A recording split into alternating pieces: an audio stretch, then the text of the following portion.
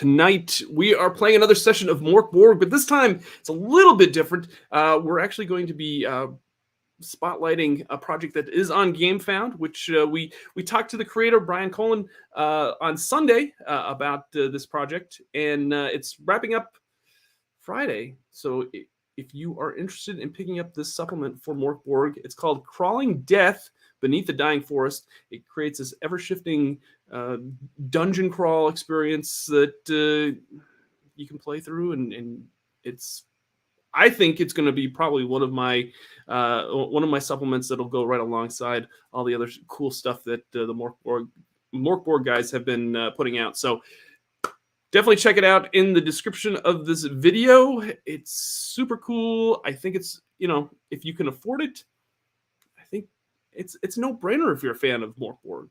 So go check it out.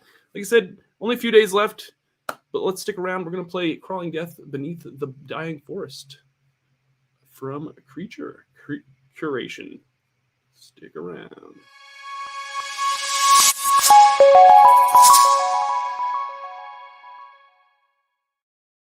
Hey everyone, welcome to Victory Condition Gaming. My name is Doug. Today on the show, we're playing Crawling Death Beneath the Dying Forest, supplement book for Mörk Borg, used with their open license. And yeah, really excited about this project.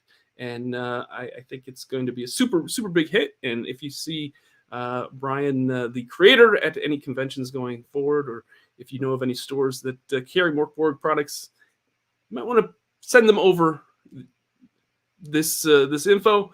And of course, if you see Brian at conventions, make sure to check this book out, because I think it's going to be a big hit for him. All right, without further ado, let's just bring everybody on. If you enjoy Mörk Borg content, hit that like button down below. If you want to see more of it, hit that subscribe button too if you haven't already. Greatly appreciate everyone that is part of our VCG community that loves all the things that we do, and it appreciates all the people that give their time for the show. It definitely, we do this because there's just so many great creators and designers in the indie RPG space, and we're glad that we can have a platform to showcase them. All right, without further ado, let's bring on our cast tonight. We got a stellar cast. Look at this. We got Brian, the creator. Brian, congratulations on the success for your campaign so far. Thank you very much, and thanks for having me. As always, thank you for giving your time. I'm so excited for Crawling Death Beneath the Dying Forest, and as well as Vast Grim, which is coming out here very soon from Infinite Black. You're just rocking it with this Mörk Borg license, open license. So it's very inspiring. It makes me want to make better things. Cool. And then joining us tonight is Fen. You've seen him a couple times on the show already. I don't know that I've actually been on the show. Have you not been on the show? I don't think so. I think we've just interacted in other worlds outside of here. I thought you were on during VCG Con. Maybe not. No, you're right. I was on VCG Con once. That is correct. You're right. So this is my second time back. But second anyway. follow up. All right. Yeah. Good deal. Anyhow. Well, thank you, Fen, for giving your time. Yeah. Josh, you can't have a Mörk Borg session without Josh. I mean, that's just it's a requirement on this show. So Josh, thank you. Gotta be here. It's a legal obligation. Exactly. The guy in my contract. It is. Amongst other requirements that I have to, bowl of blue M&Ms. I think I have to have sent to your house, and yeah, I don't know. There are all sorts of riders in that contract. And then this guy right here, I don't know. Sir, can you please introduce yourself? Because I am not familiar with you at all. I don't know who you are. My name is Doug. It's my show, Victory Condition Gaming. Yeah. Yikes. No, that, of course, is Jason Hunt, who you see as a regular on the show all the time. If you're not familiar with me on this show, you haven't been watching for very long. Thank you, everyone, for giving your time. And right now, I'm just going to this is me just compacting my show. Doug is now doing some terrible pantomime. This is my gimmick. This is what I do, Jason. It is a gimmick. Yeah. I compact it all in and I throw it over Brian's way. Oh, I caught it. Nice. The show is in your hands now. I'm Fantastic. I'm letting the wheel go. Awesome. Well, all of you have played Mörk Borg before, correct? Okay. Yes. Then I'm not going to dive into any explanation of rules or anything like that. Instead, we will go right into the story, especially knowing that we want to play for about 2 hours. As a group, the four of you have been a troop for maybe 2 or 3 months. So you know at least a little bit about yourself, however much you want to share with one another. Before we get into what is going on in the story itself, I'll give a brief overview, and then I'd like each of you to say what the rest of the group would know about you before we dive into the adventure itself. So what you know is there's supposedly this tunnel system that lies below the dying forest. It's between the Bergen Crypt and the Valley of the Unfortunate Undead. And at the far edges of this forest, on the outskirts of those regions, there are entries into this cavernous tunnel system that can allow those who dare not travel through the trees where there is certain death. It allows you to make your way beneath them. But all that you've known growing up to whatever age that you've managed to live to at this point, those who dare enter into the dying forest there, they get engulfed and swallowed alive, or as early as you could speak, you called it the Forest of the Dead, and even then only in whispers and hushed tones. Rather than step foot inside, you would much rather find a way beneath, even though you hear that the tunnels there are ever shifting. As a troop, you were hired by the one-eyed truth speaker, because Malkala, the mad warlock, has gone into hiding in these tunnels. He had stolen the lost tome of Abyssal from this one-eyed truth speaker. This bent old oracle offered you a very large sum of silver for Malkala's hands, and if you can return any of the scrolls to him. Now, knowing this and knowing that it's somewhere within these tunnels, I'd like you to tell a little bit about who your character is. Doug, who is Knifel, and if I'm not pronouncing that correctly. No, that's better than I probably would have pronounced it. So Knifel is he is an esoteric hermit. He was raised on the Lonely Island, the band, I guess.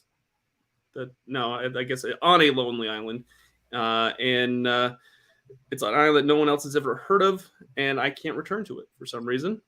And I look worried and wasteful. I have one hand that's replaced with a rusting hook that does D6 damage, which is pretty cool. And I whistle while I'm trying to hide, although I try to deny that I don't do that. And if we're trying to be silent in this underground cave or whatever, that's going to be a problem. Looks like I whistle whenever I roll a 5, 7, 9, 11, or 13. So that's going to be fun. And I'm just pretty much like a loner, I guess. And I'm worried all the time and just wasteful. And somehow I lost a hand. Very good. And Fen, can you tell us about Daru? I can indeed tell you a little bit about Daru. Daru is a little bit just left of crazy. Originally, he was abandoned in a crypt. Important parts that you know is that he's just been searching for all sorts of chaos, huge problems with authority, and believes nobody is truthful to them. I limp a little bit when I walk, and I also giggle insanely at the worst moments. So nice. A giggler and a whistle. Great. I also have a monkey that says nothing, ignores everyone, but apparently sticks around. So very good. And does this monkey, have you named this monkey, or would the rest of the troop know the monkey's name? I would say the rest of the troop know the monkey's name. I would not know. I'd not come up with a name off the top of my head. So let's just call it Fitzgerald. The monkey. All right, Fitzgerald. A regal name for a monkey. Excellent. Okay. And then Josh, about Kratar. Okay, so Kratar is a fanged deserter, so clumsy and dull-witted, not the brightest bulb in the box, grew up in a brothel, so that was fun. My face is rotting, so I wear a mask. Nice. But there's this constant stream of blood that dribbles out from underneath of it from picking my nose so bad. It's like, you just got to get in there. There's something in there that's just, and I just can't reach it, but I keep trying. I can give you a hand or a hook with that. Oh, would you? Um, No, because I mean, go ahead. But yeah, there's not a whole lot to me other than that. I just constantly walking around, just. Very good. Okay. And then Jason with Lenker. Lenker is the prophet of Acropho. Acropho is a dead god, actually, slain by the two-headed basilisk. And Lenker has opted to attach himself to this group of adventurers strictly because he still believes that there is a way to bring Acropho back. So his plan is to search with this group until he finds her crypt and manages to resurrect her. He's ruthless to a fault. Not very hygienic. He bites his nails a lot, but he saves the clippings for a reason that he's not willing to disclose. Most recently, he was run out of town with part of the group because he had an affair with a member of the royal family, and he actually has proof in the form of some articles of clothing from the member of the royal family he had an affair with. The one notable thing about him, other than that strangeness, is no matter how many times he's been asked or forced to bathe, he constantly exudes the stench of the grave, as if he's somewhat deceased himself. He tends to blame it, however, on Kratar, because, of course, the rotting face, it works. But that's Lenker in a nutshell. Very good. Okay. While just before traveling to where you're going to and to finding your way to these tunnels beneath the dying forest, Daru, would you roll a D10 to find out a rumor that you may have heard while traveling there? A D10, you said? Yes, please. Absolutely. That is going to be a 10 on that D10. Or a 0. Whichever you prefer. You've heard that scrolls and other magics will not work in this place of pure evil. Whether you believe it to be true or not is up to you, but that is something that you have heard. Daru will have shared this knowledge, but Daru will not believe it himself because don't trust anything anybody says, ever. You get to your party having been hired to travel here. You get to the edge of this forest, and you can tell that the trees are all rotting and dying, and they make a strange creaking noise as they kind of blow in the wind. It's very eerie up above, but carved into like the side of the hill leading up to this forest, you see exactly where this prophet had sent you, and it's an archway carved in with roots that come down from the tree limbs above and almost form a perfectly symmetrical arch. The roots kind of grow around it, twist and turn, almost framing it as though someone had done such a meticulous, fine job carving it. I assume that you enter in. Yeah, I'll shamble in the. Yes. Let's go forward. As a group, having traveled together before, and gone on paths to try and gain silver and notoriety, what would your normal order be? And when traveling through, say, a tunnel that's about 10 feet wide? I will definitely be third in line, I think. We're not going to do any double line, are we? We're going to go single file? I mean, single file makes sense. 10 foot wide is a little bit snuggly for anything else. Yeah, I don't want to be next to you guys. I don't mind being up front either. All right. Okay. So yeah, I'll be second, I guess, after Kratar. And then Daru is fourth. Yep, the only one that has to catch the scent of Lenker's presence. Let's hope I don't trip over any rock. But now we're in a place where everything smells of decay, so it's fine. As you enter into this tunnel system, the walls, the ground, everything above is all made of roots and vines that seem to be growing down. It's like the trees that were up above have been there for centuries, and they've just twisted and calcified onto the walls, making it just strange textured surfaces. It's moist and damp, and even though there are roots lining the ground, it's still kind of soft to walk on. Going in, it travels down a corridor, heading slightly south for about 30 feet before it curves back around almost in a U shape, to where up above you see a corridor that branches out to the west and one continuing to go north. And everybody make a presence test and let me know what you get with a DR of 12. Great. Ooh, 20. I got a 7. I got a 9. 14.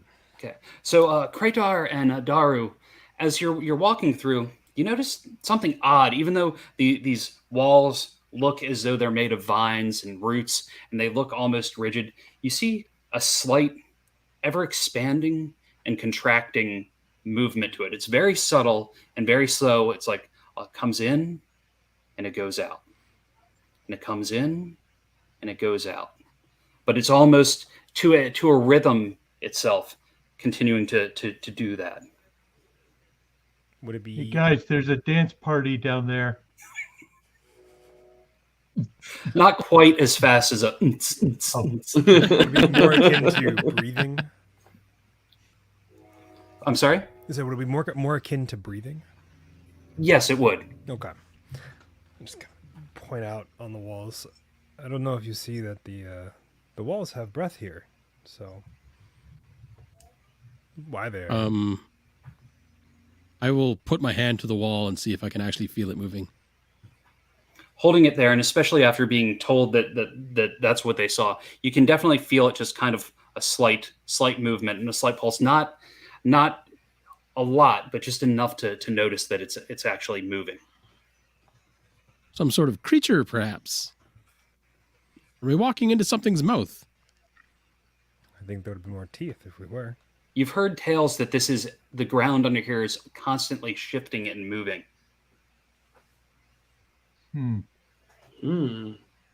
I guess I'll keep an extra eye on my feet or something to make sure I don't trip over something.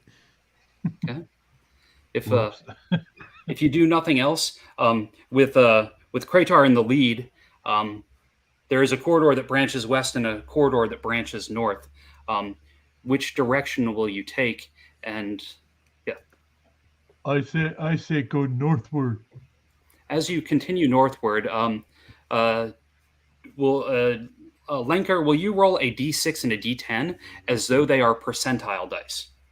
Okay. With the d6 coming first. Alrighty. 58. Excellent. Can you re-roll the 8? Sure. 2. Thank you. As you work your way north, the corridor goes about 60 feet, curving a little bit, working its way upward until it opens into a wide expanse to the left, to the west, where a giant room opens up. It's damp. It smells of fresh soil. And there's carts and wagons suspended from the ceiling. It looks as though perhaps they may have sunken in from the ground above and somehow gotten caught while there. The corridor continues north, but this is in a big pocket alcove off to the west. Interesting. I'm gonna walk over to that alcove and take a look. I'll go with you. As you walk in, you see a couple of different wagons. One looks like it has some sort of bars on it, as though it was a cage at one point. You see the skeletal remains of someone dressed in very fine clothing, hanging by a root that looks like it is wrapped around its neck, and it's almost as though he was hung there by the forest, the roots of the trees themselves. Make a presence test while looking around there. Oh, that's a natural 20. That's an 8. As soon as you see that and you see it and you look up at the wagon, you see like hand painted on one of the sides that it says Carriage Circus, just painted on the side of the wagon. I guess that's why this circus didn't come to town. Doru, An excellent your observation. Monkey, does your monkey come from the circus? Fitzgerald, do you come from the circus?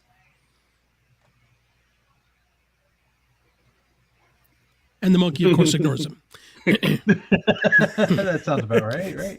The things that are suspended from the ceiling are probably about 10 to 12 feet up, most of them, like above, like from where you are. So you'd need to, if you wanted to try and do anything, you'd probably need to lift somebody on your shoulders or do something else to try it if you wanted to access any of the things that are still suspended from the ceiling.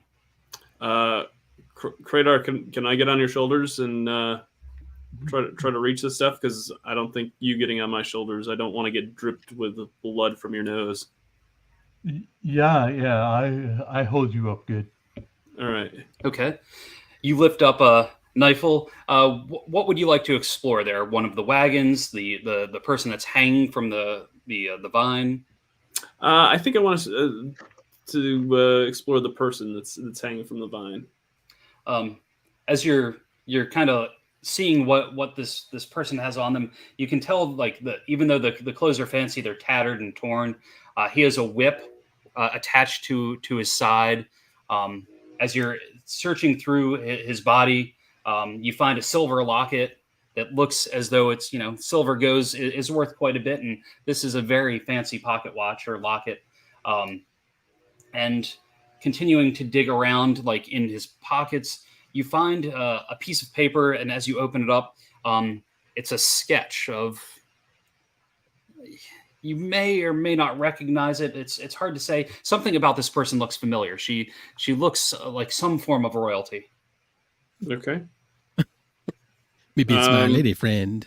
Yeah, I'm going to look at this piece of paper and then look over at Lanker and kind of raise an eyebrow and Check to see if she's wearing any petticoats. She's actually it looks very similar to the woman that is behind Josh. It is it's an illustration of Anthelia from Kyrgyz. Oh, I thought you literally. I forgot. I didn't notice you mentioned Josh. I was like, wait a minute. There's a woman standing behind Kratar. Yes. All right. Yeah, I'll get off of. I'll get down from Kratar and I'll go over to Lanker and hold the photo up. Be like, is this a friend of yours? I honestly have no idea in the moment, but I am definitely just going to say yes, it is, and I take the photo and stuff it in my pocket. Fantastic. She's my one true love. You leave her alone. Don't you be taking anything from her either. I wasn't planning on it. Also, she was not this dead when I left. You sure about that? I'm not, honestly, but I'm pretty sure. I mean, it was a good time. I don't think it was that good.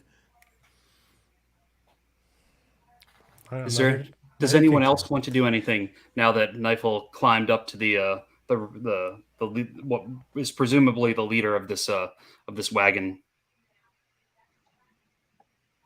I want to inspect the cage cart. Okay. Are you going to have somebody lift you up? Are you going to try and like dislodge it from the roots above? Or do you want to try and climb up and climb inside? I think I'm not that smart to have someone lift me. So I will just either first, I think he would try to jump. Okay. And grab a hold of it if he could. And if that doesn't work, then he would try to climb up. Okay. Make an agility test, and then if not, you can probably just climb the roots. Oh boy. Pretty terrible. Agility is not my strong suit. The DR goes up by 2. Mm-hmm. I rolled a 9. You jump and maybe get 6 well, depending on how tall you are, you maybe get like 2 feet off the ground, but not quite enough to actually grab onto the wagon that's dangling from the ceiling. Yeah, I'll definitely go climb then. Okay. As you climb up and make your way, because these walls are made of roots and vines, there's lots of good grab hold places to be able to get in and work your way up. And especially once you're up to the side, kind of working your way over. If you're climbing around inside the wagons, you start to look around. Make a presence test as you're looking, because you're trying to kind of hold on, make sure you're not falling while trying to look for the things that might be here. 17, 18. Okay. As you're uncovering things, roll a d4, and then whatever number you get there, then roll a d8 for that many times. Okay. So that's 3 and d8. 3, 2, and an 8. While looking around, you find an orb, like a scrying orb that somebody might use to tell fortunes. You find 2 throwing axes that look very weathered and worn, like perhaps they were used in some sort of performing, like at a show. They each do d4 damage if you choose to use them. And you also find these, you've seen them before. They're called wisdom teeth. Ooh. It's like a small bag of teeth that you throw into a circle, and depending how many actually land within the circle, it kind of tells you the future of the question that you asked. Nice. Okay. Yeah, so I will grab all that stuff. I will put the orb in my pants so that I don't lose it as I'm climbing down. And I'll bring the weapons down for anyone that might need it. Why not? Very good. So I come down, and there's like my pants are sagging, and they got this thing. Kratar, you look a little different now. Yeah, guys. I got something for you. I don't think that's something that I want. No. Here, I got some axes. Oh, okay. Oh, that's fine. And this, and I No, like go down sir. to my drawers, and I pull up this ball. It's probably a little dirty and crusty now that it's in my nasty pants. But, I'm like, anyone know how to use this? Not anymore. I mean, ick. Okay, I hold on to it. Yeah, you hang on to that, Kratar. We'll let you know if we need that later. And he just kind of shakes it, looks into it. It's not a snow globe, Kratar. Bits of sweat and gunk from being in your pants fly off as you're shaking it. Aha! Oh. Yeah. Anyone have a torch? I feel I need to be cleansed. I don't know that. I mean, we could cleanse. It looks as though you've probably explored all the things that are in this room. The ceiling walls themselves are very much the same makeup as the corridor that led you here. Alrighty. If you leaving out of this, the next way would be to continue the corridor northbound. Doug, will you roll a d6 for me? Sure. That is a 6. Okay.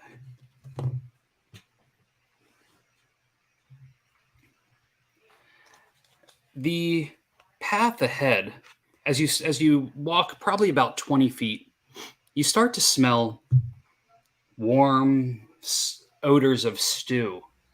It's getting a little bit steamy, almost as though it's humid and moist in this area. The path continues on, and you can see that the corridor continues on northbound, but opening up on the eastern side of this corridor, a alcove emerges where there's an old shack that looks like it's built into the wall. It's overgrown. There's roots covering everything, but there's a little bit of light coming from a small window, not a glassed window, but like a small cut in the side of the shack itself. Oh, look! Look over there. I don't know if we should go over there. We might disturb whoever's there. But boy, that smells good, whatever they've got going on. This does smell Well, good. we're here looking for. I'm hungry now. We're looking for someone, so we may as well go look. I mean, what? Yeah, but is what the if it's point? not? What if they're not? What if they're not who we're looking for? Then we have some stew. What if the stew's poisoned? Yeah, what Daru said. What if the No, sky the falls? What if a stew is rock hits me in the people. head? I don't I know. mean, if the sky falls, we'll be safe here because we're underneath the trees. But what if it falls so hard Fair that point. it crushes us underneath here? Well, then, I'm just going to go to the house. So, Lenker, as you walk up to the house, it's definitely warmer, and the smell it hits you even harder as you get closer to it. It just looks like a very simple shack that's completely grown over. It's hard to tell how long it's probably been here.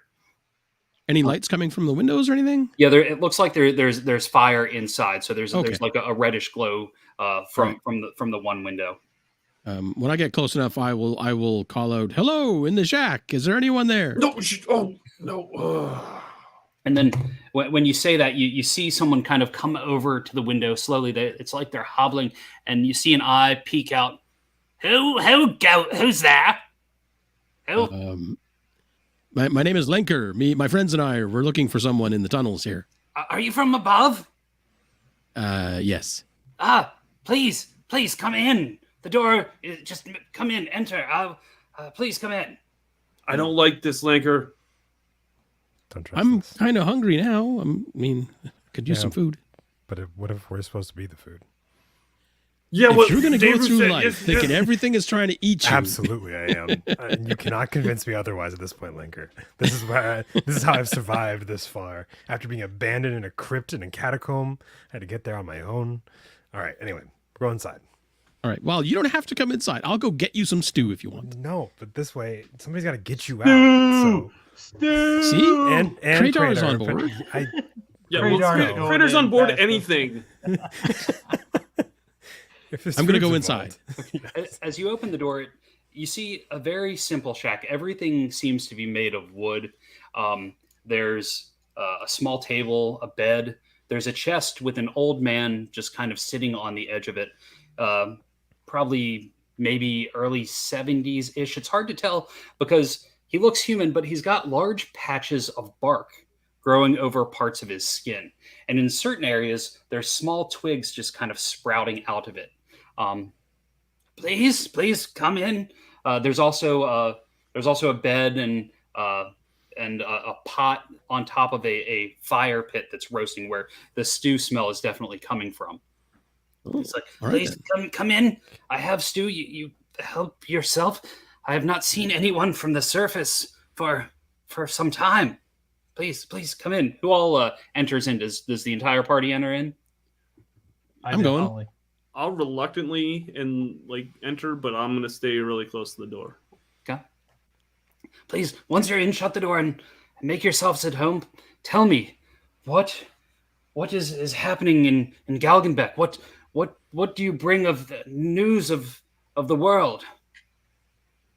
I bring my ball. I see.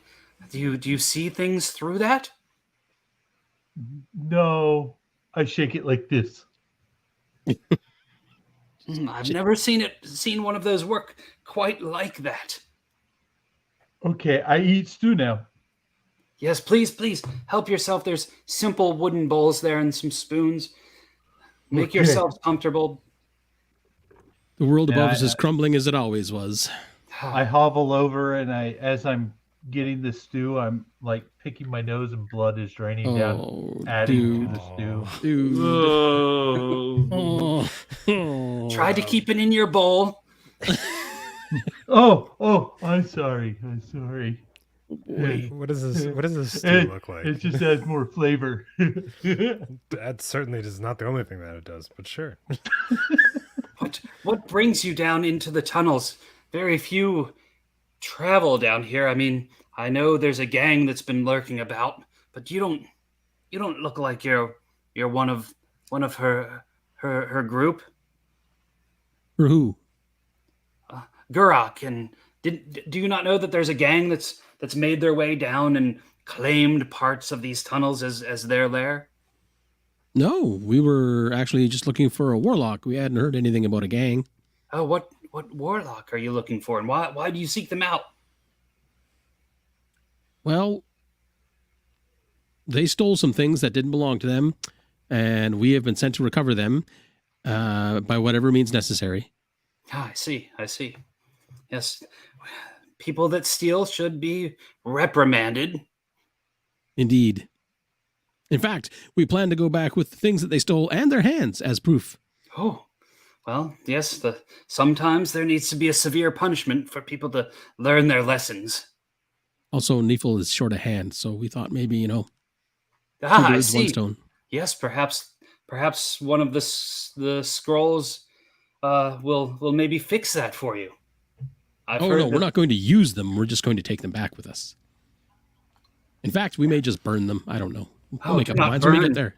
You shouldn't burn magic. That has very dark and dire consequences. It's all false god worship anyway. Oh, what god do you worship?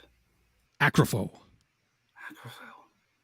That's a name I've not heard in a long time. One would think, because she's been dead for some time. Yes. The two-headed basilisk killed her. As the basilisk will do. It does, yeah. It's like, a rabid dog sort of situation. You put yourself in a room with the dog, it's rabid, it's going to bite you. You can't be surprised by that. No. Be wary of other things that lurk down here as well. Did you know you have something right here? Yes, it's been the longer I'm down here, the more I seem to become one with these tunnels. Why Interesting. are you down here? This is where my home is. It fell in ages ago, and I just couldn't bear to leave it. Okay. I'm going to have a look in the bowl of stew once Kratar's had his fill. Can I identify any of the stuff in it? There's some sort of root vegetable in there, and then there's also some chunks of meat. Make a presence test to see if you can figure out what it is. This is also a question I had. May I also join in this presence test? Awesome. I got an 8. Oh boy. Okay. And what about Deru? A 13. So The 13. It looks familiar. You may have had it sometime before. Something about it's you can't quite place the name of the creature, but it's like a large. It looks like it's the meat from the legs of a large spider creature. oh, okay. Will it kill us if we eat it? No. Good. Okay. That's what I wanted to know. So Yep. How long do you talk with? And at some point in this conversation, he introduced himself as Darga. How long do you chat with Darga while you're down here? And is there anything that you want to ask or anything like that while you're chatting? I will have a bowl of stew, and I think when we're done with our stew, we will leave. So, however long it takes us to eat a bowl of stew. I'm going to have a bowl of stew as well, but I'm going to try to fish around as much of the blood that dripped from Kratar's nose as possible before I put it in my bowl. Very good. Well, throughout the conversation and while you're eating, he'll ask each one of you bits and pieces about your, like where you're from and what's going on in the areas that you're from. How much are you willing to divulge and talk to Darga? I'll be fairly open with him. I'm not going to really hide anything, mostly because being a prophet of a dead god is kind of a lonely existence anyway, and most folks tend to pay it no mind as a rule. I will mention that I am in search of her tomb, if he happens to know anything about where that might be. Not of that god, but there is another god under this ground that some are trying to raise as well.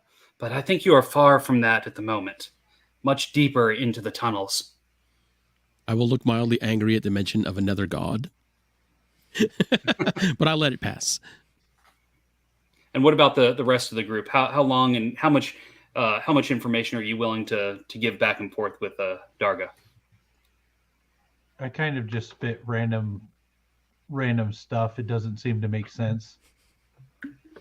So normal conversation with Kratar. Yeah, normal from Kratar. Yeah. And Knifel? I am not going to be very upfront with any information, and anytime that somebody gives,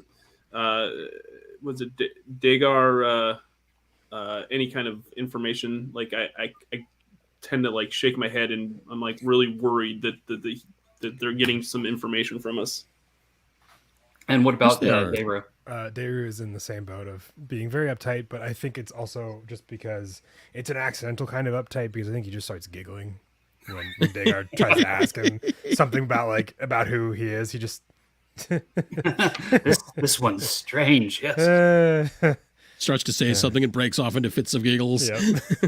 As you're finishing up the stew, Darga gets up off of the chest, and he kind of looks over his shoulder a little bit and opens up what's in there and pulls out a piece of paper that's rolled up, and he goes, "Lanker, it has been too long since I've had someone willing to share stories with me here. If you are truly trying to get the scrolls out of here, this is one of the pages that was torn from the book. I found it and wanted to keep it from that mad warlock that's running amok in these tunnels." And he hands it to you. All right, I will accept it gracefully. Is it a scroll, or is it just a page from the book?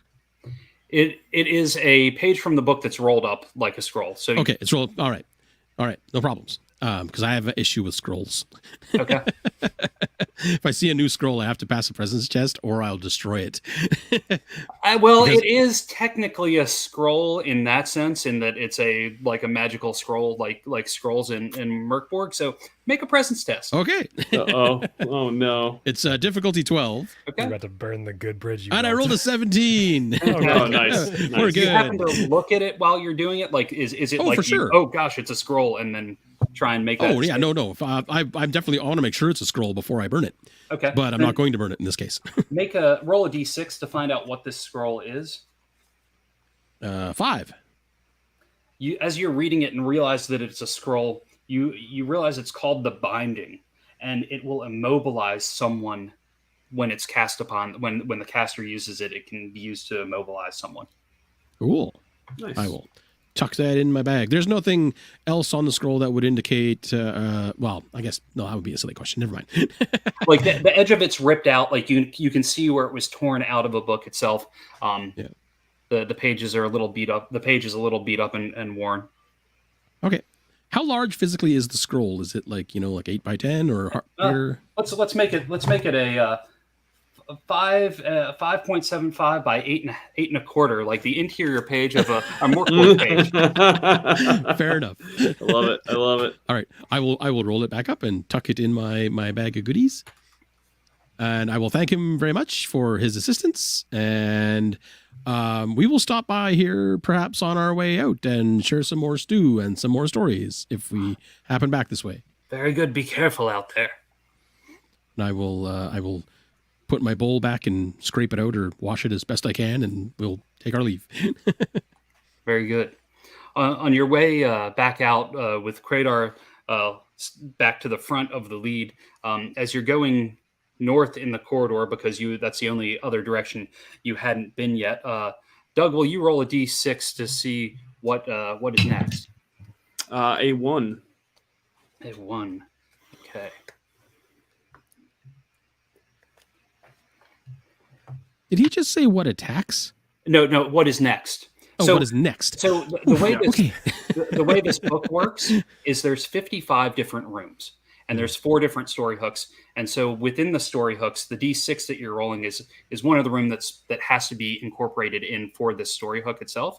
But Okay. when I have you roll a D6 and a D10, that's rolling for one of a random room that's in there. So like that's how you kind of come up with how the ever shifting dungeon shifts and moves. I love Okay. that. I love Cool. that. And it's also a card. It's based off a card deck that I'd created a few years ago. So that's like I'm going through pulling the cards and then laying them down so I can have at least some sort of visual idea as we go through. Okay. But as you kind of maneuver the room, the corridor, it curves a little bit as it's moving north. After about 20 or 30 feet, cool air starts coming in from somewhere above. It looks like the area that you're entering into is much bigger than where you were before, and it goes up much higher. The walls shimmer with small beaded droplets that are glimmering on webbing on both the western side and the eastern side. You can see to the northwest that a corridor continues, and you can kind of make your way through about 5.5 to 7 feet in some places where the webbing doesn't hit, where the webbing hits the ground, and there's like a narrow passageway between, but there's definitely large webs to the left and to the right.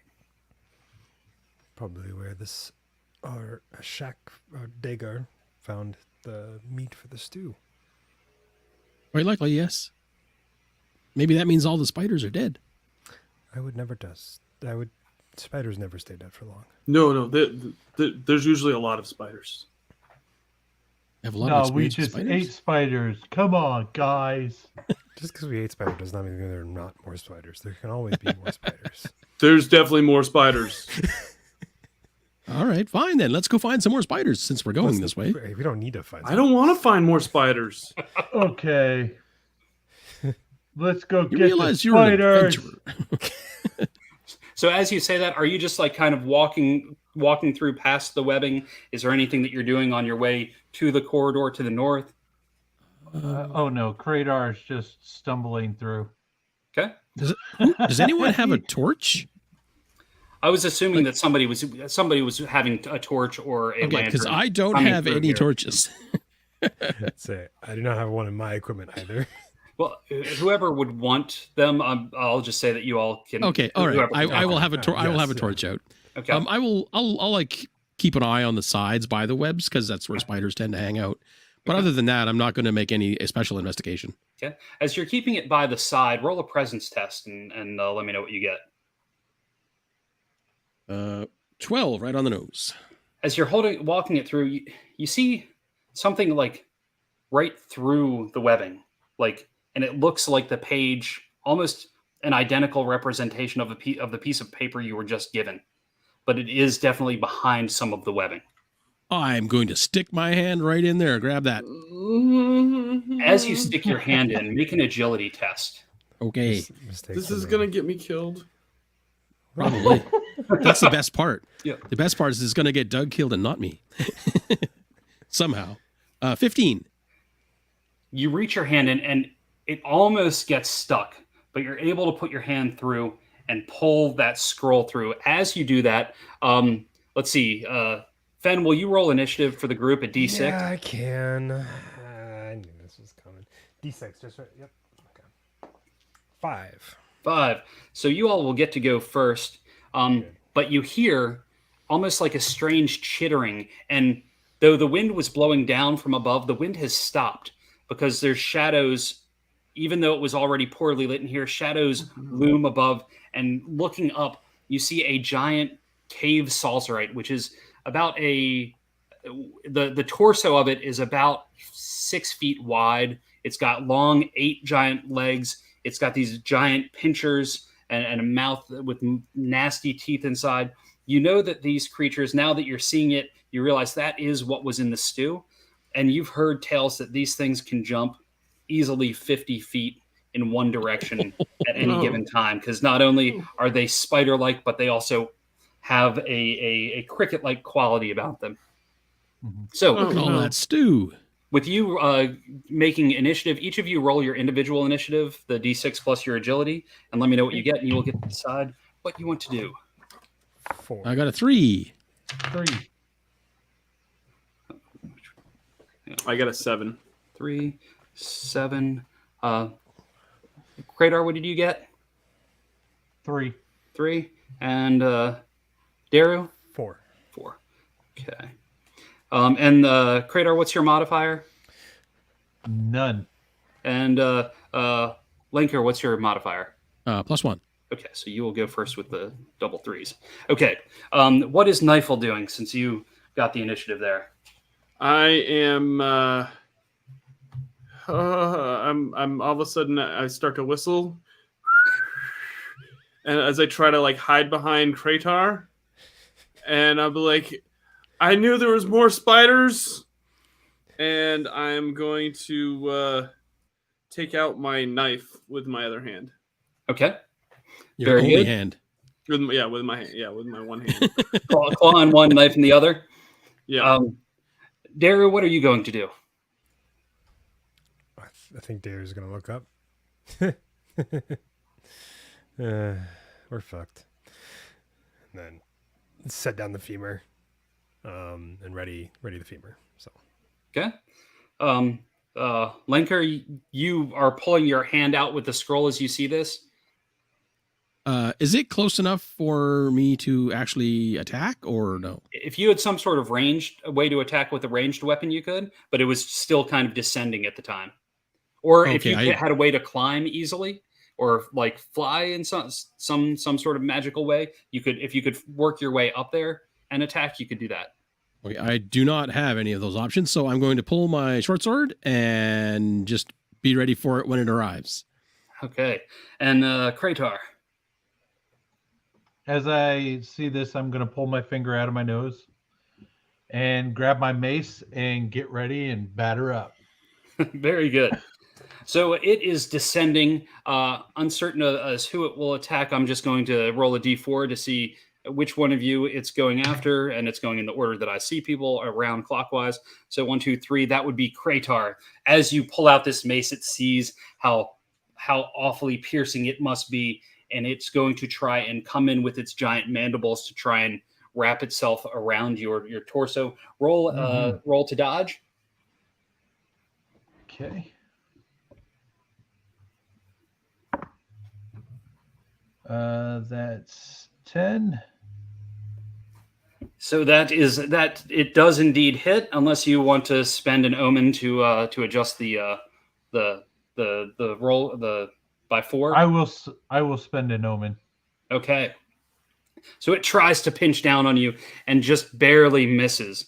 Knifel, now that it is descended, it's within a range of any of you. What would you like to do? I would like to try to take my hook and get one of its eyeballs, because I'm guessing it has big eyeballs in the front. Like it does. It does. Yeah. I'd like to just like try to hook one of its eyeballs. Okay. Go ahead. Because it's so large, you're gonna have to like kind of climb up. Like I want you to do an agility test to get up there and then go into it. All right. I can do that. I'm actually pretty good at agility. If I rolled well enough to actually use that modifier, but it's 11 total. Okay. Well, this one, it's not super hard. I know 12 is a normal one. I was thinking 10 would be how you'd need to get up this, because it's got like natural armor plating like built in. So there's like natural footholds and things that you can climb into. So you get up there. So go ahead and roll to see if you hit it while you're you've managed to climb up onto it. Are you hitting it with your hook then? Yeah, I'm trying to hit it with my hook because my knife isn't as good. Yeah, no, that is a 5. So you're on top of it, but somehow miss in the swing of trying to get it. Daru, you see the member of your party climbing this crazy beast as though they want to go for a ride. What would you like to do? Is Kratar within physical touch reach of myself? Yeah, I'd say so. Okay. I would like to run-ish, get next around where Kratar is, and then just kind of pat him on the shoulder. And I would like to use Total Matter Comprehension, Ochre Tablet, and increase the armor tier of Kratar. Nice. Ooh, very nice. So I do power stuff for that. Okay. That's the idea. So you roll the presence test. Yes. Okay. It's going to be a 12 plus 2 for 14. Okay, that succeeds. And you spend one of your power points. Yes. Very good. What would Lenker like to do? Now that it's within melee range right now, yeah. Yep. I'm going to try a hobbit and get underneath it and stab it in the gut. Excellent. Nicely done. Roll to hit. Oh, that's a big old 8. And that misses. Oh, Kratar? Yeah. Smash face. Okay. Kratar smash. Kratar smash. Oh, that's awful. Let's see. It's only an 8. And that misses. Now with only Daru and Kratar directly in front of it, and with Nifel riding above it, it's seeing. I mean, it's got 3 eyes on each side. It's got 6 eyes everywhere. So I'm going to limit it to the 3 of you because Lankar is below with the 1, 2, 3, 4, 5, 6, and I got the 6. So Kratar, you are being attacked again. As you smash right into it, it's trying to pincher you again with the giant mandibles. Okay. Oh my God! With the 7s. You get hit. Roll a d8 for damage, and then with whatever armor you have, roll whatever you're going to roll to soak. All right. So that's a 4 on the D8, and then I believe it's a D6 for my armor. Minus D6. Okay. And does that include the modified armor that Daru gave to you? It does not. I don't think armor goes above D6, but Yeah, it because it's doesn't. magic, let's go ahead and bump it up to a D8. Why not? Okay, cool. I like it. All right. Come on. All right. Well, this time a 7 would be good because that would absorb all of it. All right. So you see these mandibles come around Kratar as Kratar just kind of like muscles his way out of them. Nifel, what are you doing? So I'm going to use. I have the thing called Speaker of Truths. So twice per day, I can use my wisdom, knowledge, and advice and inner calm to bring clarity to a creature of my choice. Okay. The DR of the next test that they undertake is lowered by 4. So I'm going to like bend down to the creature's head and I'll be like, listen, you don't want to eat us. Look at you can tell how bad they smell. You're using it on the creature and not us? Yeah, no, I'm doing it on the then that way. Yeah, I'm going to do it on them. Okay. But you're making its attack easier. Yeah, it does. Oh yeah, matter. yeah. It No, does. I totally. Oh boy. Yeah. But it's Okay. inner calm, right? Like Yeah, it's you're inner trying- calm. trying It's to- like I'm trying to calm it down. That's what I'm trying to do. Yeah, but if its next choice to do something is to attack us, it's going to be super easy. It's all right. It's all good. Is that a power that you're using, or is that a class ability? It's a class ability, I believe. Okay. Okay. So you do that. So it's now the difficulties 4 less for whatever it's going to do next. Yeah. Daru, what are you going to do? But you see Nifel just kind of whispering sweetly to this cave Whispering solver. sweet nothings in a cave spider's ear. I don't know that it understands us, Nifel, but good luck. Maybe the aroma of you guys actually like makes it even more hungry. Not taking the chances is gonna try to level the femur and just kind of bash at one of the front legs of it. Okay. Now that it's in between things, so that is going to be a 8. It's gonna miss. Yes, that does miss. I have no Oh. strength. Lenker? Seeing that my first attack was easily thwarted by its armored belly, I'm going to two-hand my sword and just stab it straight up into it, see if I can get some traction in it. Very good. And I got an 18 that time. Yes, that hits. Nice. Would you like to roll the damage? My sword does D4 damage because it's just a short sword. 2 points. You jab it up into it, and you feel it like break the surface, and it just barely goes just a little bit. There's a small little trickle of some liquid that comes out, but it doesn't Like feel like you got very far in. Digging it around. This was easier in the movie. Kratar? Kratar smash. Hopefully I won't roll a 7 this time. We shall see. 14. That hits. All right. Uh, 3 damage.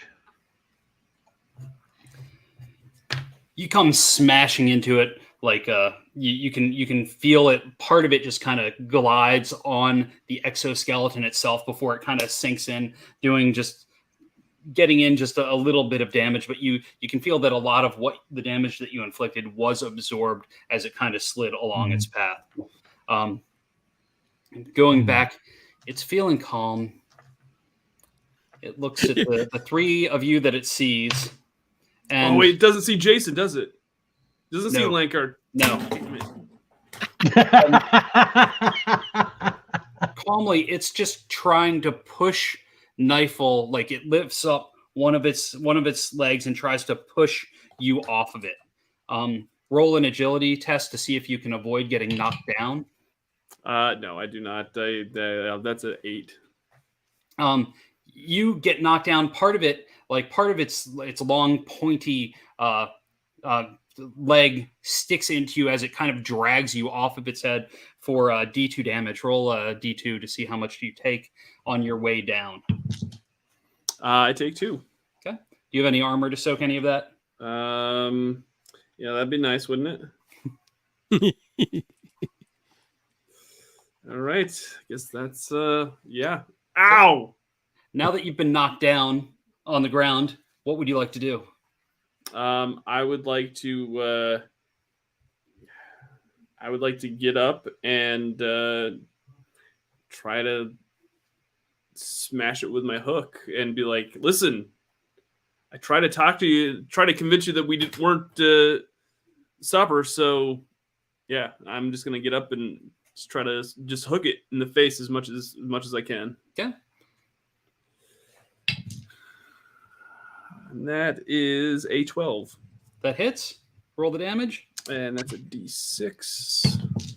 That's a 6. Nice. Ooh, big bucks. Your hook sinks in right below one of its 6 eyes as it was kind of leaning down after getting hit in the face by Kratar. And it as its mandibles, the teeth in between the mandibles just start scraping against one another. Daru, what would you like to do? Daru is going to see Knifel get unceremoniously yeeted off the face, and then step over, kind of put a hand on his shoulder as well and go, good talk, and cast another total amount of comprehension to increase your armor from 0 to 1. So Nice. Yay. Nice. Let me do the Lankar, what would you like to do? Seeing how spectacularly successful Nifel's attack was, I'm going to step out from underneath it a little bit and try to stab it in the eye area. Okay. And I got an 18 again. Jeez, Excellent. rolling well now. Roll the damage. And 1 whole point. Boink. You jab onto it, and it just kind of like slides right off the rough, like hard skin that's around the eye hole. I'm just eyeballing his hook now. Gotta get that from you. Kratar, what would you like to do? So after seeing that maybe smashing it from the top doesn't work, I'm kind of face to mouth with this thing. Uh-huh. I wanted to kind of take the mace and jam it down its throat. Excellent. Good. Roll to hit. That's a natural 20. Boom. Oh, Nice. smash. So you will do double damage, and you will reduce its armor tier by 1. All right, so that's a 5. So double that to 10. so then? five Double that would be 10. minus the damage that it absorbed, and like you jam it in, and somehow you jam it with such great force. The mace not only goes in, but it goes through the roof of the mouth, and somehow you can see bits and pieces of its spiky goodness through the top of its skull as green ooze and purple purple and blue weird liquids start dripping down onto your mace, running down onto your hands. Suck on that. Its body just kind of collapses. And I Lenker, you're ate very your happy. mother. I'm glad I'm not under it anymore. Yeah. That's twice now that Niffle has tried to kill me and failed. So you have defeated this creature. You know that these Salzarites, especially one of this size, you could probably break off one of its mandible pinchers and use it as a dagger if you really needed to, or you could harvest meat from it if you wanted to take the time to butcher it properly. I don't believe we have a lot of time for that, gentlemen.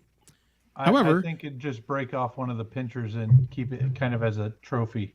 I'm sure that Darga will probably wander his way over here eventually, and the stew will be on us next time. Yeah.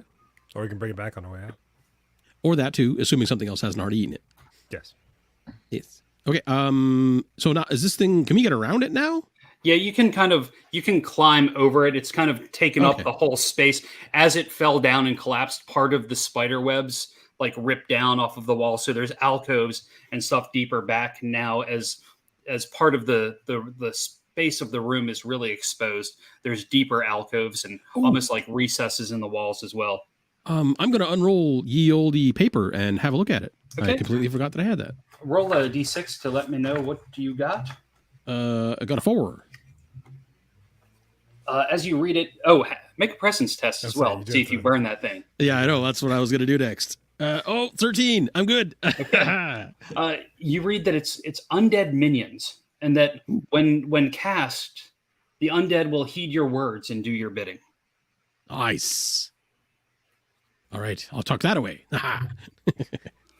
We're going to assemble this book page by page, guys. Maybe we should just cut off something else's hands, and we can just go back and say, hey, we found the book in his hands. Hey. Is there anything else you'd like to do in this room? Would you like to go to the corridor that leads to the northwest? I want to search a little bit, just because I found that one page sticking through the webs, just to make sure there's no more lying about. Okay. Looking around, looking in the alcoves, make a presence test. Anybody else that might want to look around, feel free to do the same. I'm going to stick myself in the eye because I rolled a 3. Okay, yeah. You don't find anything else. There's a lot of bones of large rodent creatures that this thing must have eaten. 17. 17? Yes. Roll a d66. 2d6 and read them off one of them. 55. The only thing that you find, it's weird, it's kind of like nestled back in like a little nook. You see it kind of shimmering in a different sort of shimmer than the droplets that were on the webbing itself. It's almost like it's a piece of bronze glistening, and it is a key, and there's a string to it. And can your character can read? Yes, I believe so. Okay. Given tablet that. Yeah, that makes sense. he uses. There's a tag, and it just says Mausoleum on it. Key to a mausoleum. Can't be worse than the catacombs. All right, that's optimistic. As you work your way to the western corridor, Fen, will you roll a d6? Yes, I can. Another 5. The corridor, like you get past all of the webbings, and the corridor, or the kind of the strange corridor, isn't very long before it opens up into another room. This time, though, it's musty. There's a smell that's a weird, musty, stagnant smell in the air. And It's not me, Niffle. Shush. Just not. Walking in, you see like these strange 7-foot structures, like a little bit wider than humans, sticking up out of the ground, slightly crooked, with roots grown up all around them. What's underneath is completely black, like a black obsidian material that's shiny. Seeing your torchlight on it, you can see it kind of reflective. And there's also, further into the room, there's a chest that's also overgrown with roots from the ground as well. All right. I guess I will investigate the nearest obelisk thing, the 7 feet tall things. Okay. As you get to this, it looks humanoid in form, although it's taller. The head shape itself is much longer and pulled back. The jaw is deeper. There are multiple eyes, and it's almost as though the creature does not have any, like the sculpted part. It's almost as though the body does not have an outer coating of skin. You can see what looks like musculature and sinewy material, though it's like very intricately carved. And one is holding what looks like an apple, the one that you're at. And though they look humanoid, but they're also very alien in being. Are the other ones all apparently holding something different, or? If you look over at the one across the room, that one is holding some sort of what looks like a musical instrument. It looks like a stringed instrument, though it is carved out of the same material as well. But it's not one instrument that you've ever seen, though it is similar to like a small stringed instrument. Okay. Not sure what to make of that yet, but does anybody want to investigate the chest? Yeah, I'll probably go over to the chest with whoever else wants to go over. Okay. The chest is overgrown with vines, even more so than these statues were, because the statues were so tall. This is like a normal sized chest. What would you like to do? Rip the vines off? I would. I mean, I think I don't know. I don't want to speak for the others that are coming over, but yeah, I think I would kind of want to. I'm gonna start like kind of digging through and trying to find out how I can open this chest. Okay. Kratar will supervise. Okay. Pulling the vines off, are you cutting through them? Or are you just peeling them back? I'm gonna try to peel them back to see if there's any. And if I can't do that, then I'll probably try to cut them. Okay. You managed to peel some and cut through a couple others, and till you get it to where there's just this chest. It looks like just a normal latch that you would just kind of open up and then lift open. Assuming you do all that. Yeah, I'm going to uncover it all and then point to Deru and or I'm going to point the chest and look over at Deru and be like, here you go. Thank you. And then, could I make the reasonable conclusion that the key that I acquired earlier might fit here? Yeah, I mean, you could definitely try that, sure. Okay. Is the chest locked? I guess is the other question. Oh, it has a lock hole in it, but when you get the key to it, it's not really quite the same size. This is a smaller lock. It looks like the Mausoleum Key is probably for a larger, like iron type door or gate. Then I would like to once again lean on this spell because it's fun to mend or break a normal sized item and to just break the lock that way. Okay. Very good. That is going to be a natural 20. Nice. As you do that and you see it break, because you're not next to it, you see these little darts shoot out and just kind of fall to the ground, like where your hands would have normally been had you been opening it. Very clever, Deru. Very clever. And then do you open it up? I open it up, but obviously, once seeing those darts, continue to be suspicious of other traps being present in that. I'm still supervising. You open it up and you see what looks like letters inside there, like multiple letters. Scrolls.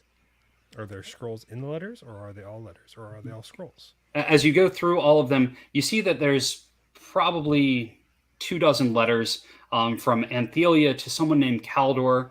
And then at the very bottom, there is a scroll underneath that looks different. The paper quality is different. It has a torn edge, whereas the letters were more like actual pieces of paper versus something that was in a book at one time. Gotcha. Can I identify said scroll? D6, if you would. Yes. A 3. I'm sorry? A 3. 3. Tres. You found this one is called Almighty. You can see that whoever casts this is going to become more powerful for a limited amount of time. It's like everything that they do will be easier for a certain amount of time. Neat. We'll tuck this away. Do you do anything with the letters? I will take a cursory glance through the letters to see if there's anything of importance to them. Looking through them again, aside from the knowing that they're from Anthelia, who's from Kyrgyz, and to someone else that I don't think you've ever heard of before. The only other thing that strikes you is there's a note about a dark sword that's been long forgotten to history. Would that letter that has the dark sword that has long been forgotten to history contain things that make my character believe that it would be somewhere in this dying forest that we are in? Quite possibly, because it seems like a lot of things in here are connected one way or another. Gotcha. Well, I rolled a 15 on my presence check for that scroll as well. Very good. It is not getting Otherwise, burned we were today. about to have a brawl. Give me the scroll, Daru. like, Linker, why? Why do you always have to be like this? This is why we can't have nice things. Is there anything else that you'd like to do in this room, alcove area? There's a corridor that continues westbound from here. I'm kind of interested in the statues, but I don't think they're relevant right now, so I think we should just move on. You think that they'd be worth a lot of money if you could figure out a way to haul them out of here? Yeah. Kratar's just walking around shaking his ball. Kratar, while shaking that, will you also roll the d6? Oh, okay. A 1. Okay, thank you. Accidentally see a vision. The ball shakes me instead. As you continue through that corridor westbound, the one was the room that would be the room that comes next. It's a long corridor, probably 90 to 100 feet as it continues westward. But as you're walking your way that way, to the north, it opens up into a bigger, larger, almost what looks like some sort of burial area. There is a mound of skeletons piled up upon one another. The alcove there is easily 40 feet by about 25 feet deep. The mound looks like just a bunch of defeated skeletons that are piled up.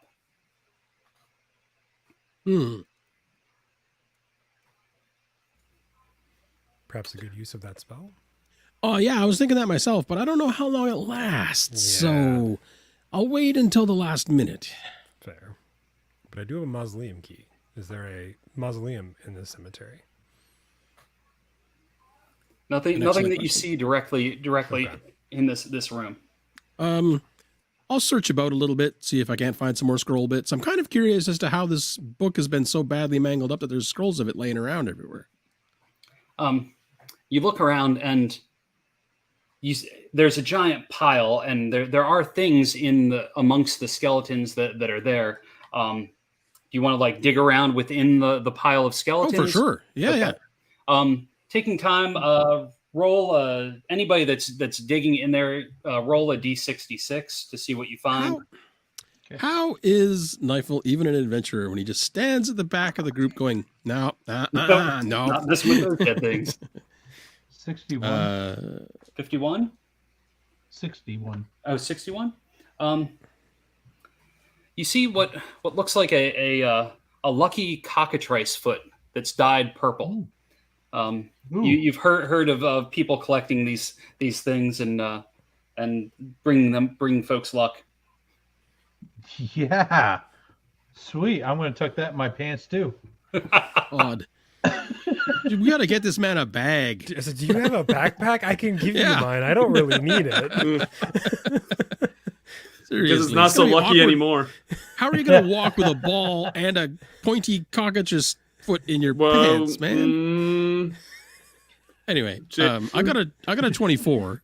24.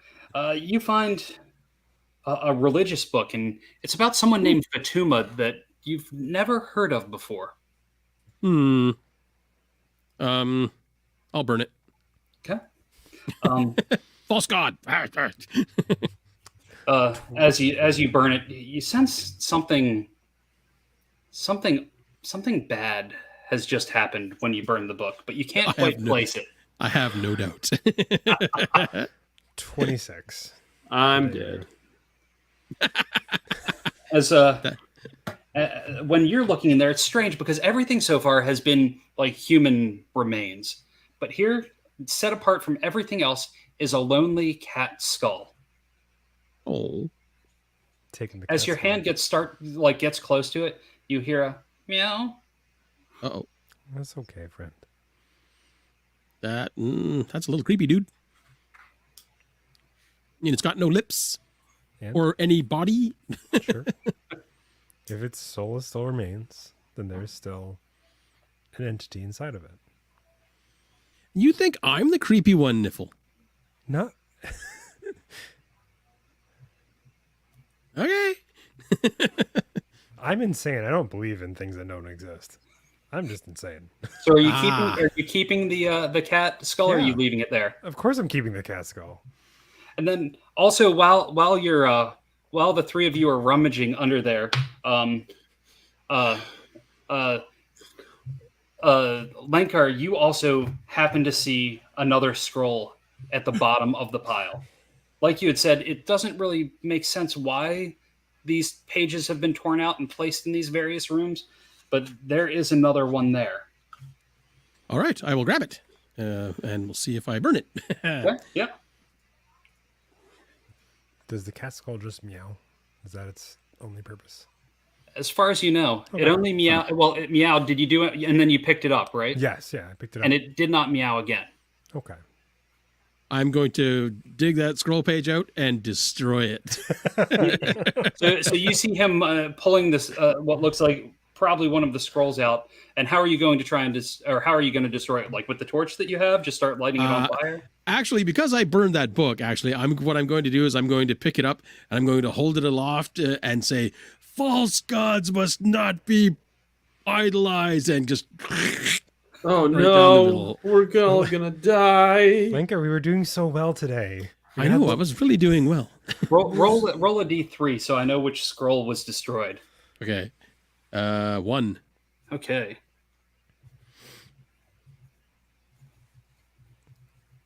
As that page is ripped in half and torn, you feel the ground underneath of you start to shake, just almost as though a small tremor, a small earthquake is happening. It's very short, but it happens and you can feel it. And as that happens, you see bits and pieces of the pile of skeletons start to fuse together and start to pull themselves up and start coming alive. There are 6, as you're looking around, 6 different ones coming up out of this pile. Oh, Just petting the cat skull while observing this. I will point it out to the rest of the group, I guess. Like, the undead are coming for us. Don't you have the scroll that would undo It's this? completely unrelated, and I am not in charge of these ones. I immediately stopped playing with my balls and Ball. my ball. ball. Okay. Thank you for And that pull out my clarification. mace. Okay. Because you see this and they're slowly clambering about and slowly getting up, I will let you all have initiative on this round. If you would like to roll your individual initiatives to see who would decide what you're going to do when. 4. I got a 4. Okay, hang on. 5. 5, 2, and 4 and 4. Okay. And Jason gets it because he's got the 1. Yes. Okay, so Nightfall, you see this happening. You've been standing back this whole time. What would you like to do? I would like to get out my knife in one hand and my hook in the other, and I'd be like, "Lanker, this is all your fault yet again." Who has 2 pages of the book already, Niffle? Huh? Yeah. We Well, could have had 3, to be fair. yeah, we That was could not a have. page of the book, and I will not be convinced otherwise. Oh, you have 3. We Lanker has 2. Oh, Blanker has 2. You're right. Yeah. Yeah. Sorry. Lanker could have had 3 if Yep. Lanker had not ripped the other one in half. Anyway. I'm gonna try to like charge the first pile of bones that is like forming and coming towards us. Okay. And just come in with both weapons. Yeah. Okay. Go ahead and roll for both weapons to attack. Oh, nice. Nope, that's a miss. That is a 8. Oh no. No. No, There's I'm 2. sorry. That's a 5. Oh, there's 2 of them. Yeah. Or well, yeah. You can roll twice since I'm letting you use your hook and your dagger at the same time. Okay, so that was my dagger. My hook is a 15. That hits. Nice. It is 5 for my D6. And that one skeleton just like somehow that hook just tears right through it, getting it in the spine, and all the other pieces just kind of splinter off of it. That would mean that it is time for Lanker. I'm going to You read started this. I'm Finish aware. Finish it, Lankar. Okay, fine. Can I go now, or are you going to keep talking to me? I'm going to read the scroll of binding and try to bind them all in place. Excellent. I have no idea how it works. Spend a PowerPoint, roll your presence test, and let Okay. me know what you get. I got an 18. Okay. And which skeleton are you casting it on? You said is the it just binding one, correct? Yeah. Okay, it's only a single target? Yes. The binding immobilizes one creature. Okay. I will immobilize the one nearest to Niffle Okay. because I'm a nice guy.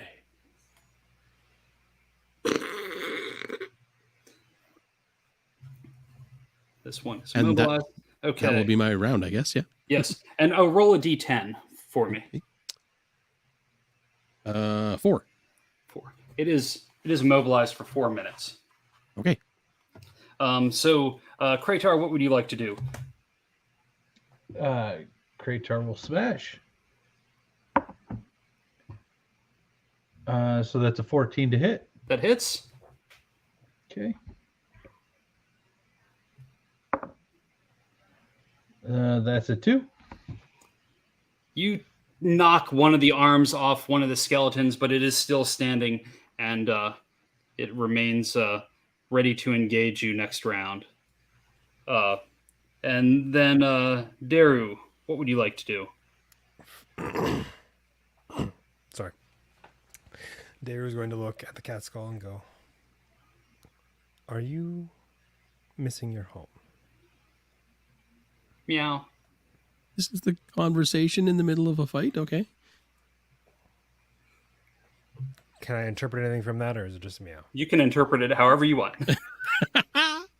Take that as a yes. So we'll worry about that here in a second, and I will wing my femur at the closest set of bones. Excellent. Bone Roll to versus hit. bone. That's my worst stat. And that is a 2. Oh, no, that does not hit. No, it is a 4 minus 2 for 2. So, you attacked one. So go ahead and roll your agility to avoid being attacked by this one. For Daru? Yes, for Daru. And then I'll go back in backwards order for this.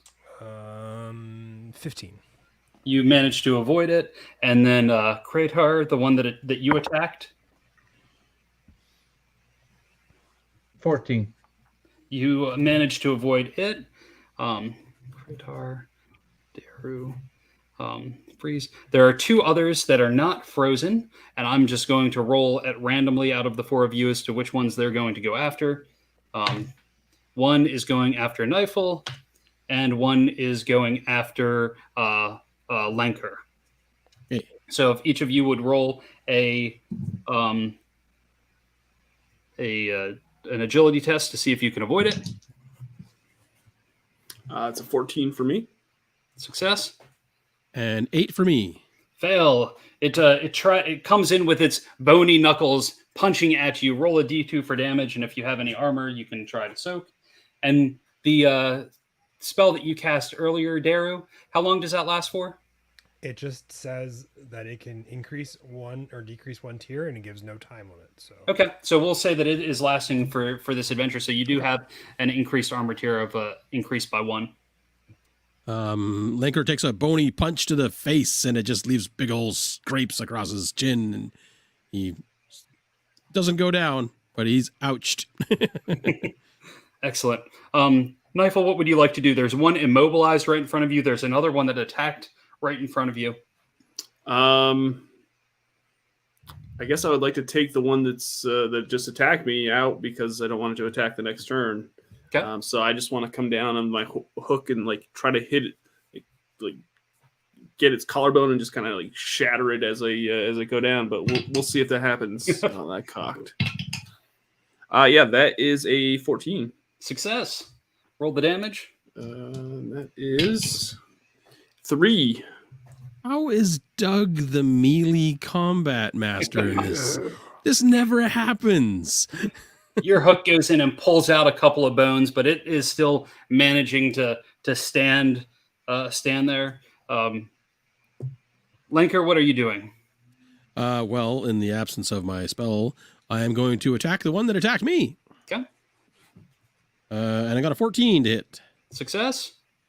And 4 damage to the skeleton. You knock a bunch of you knock it pretty good, but it's still standing on just barely. Kratar.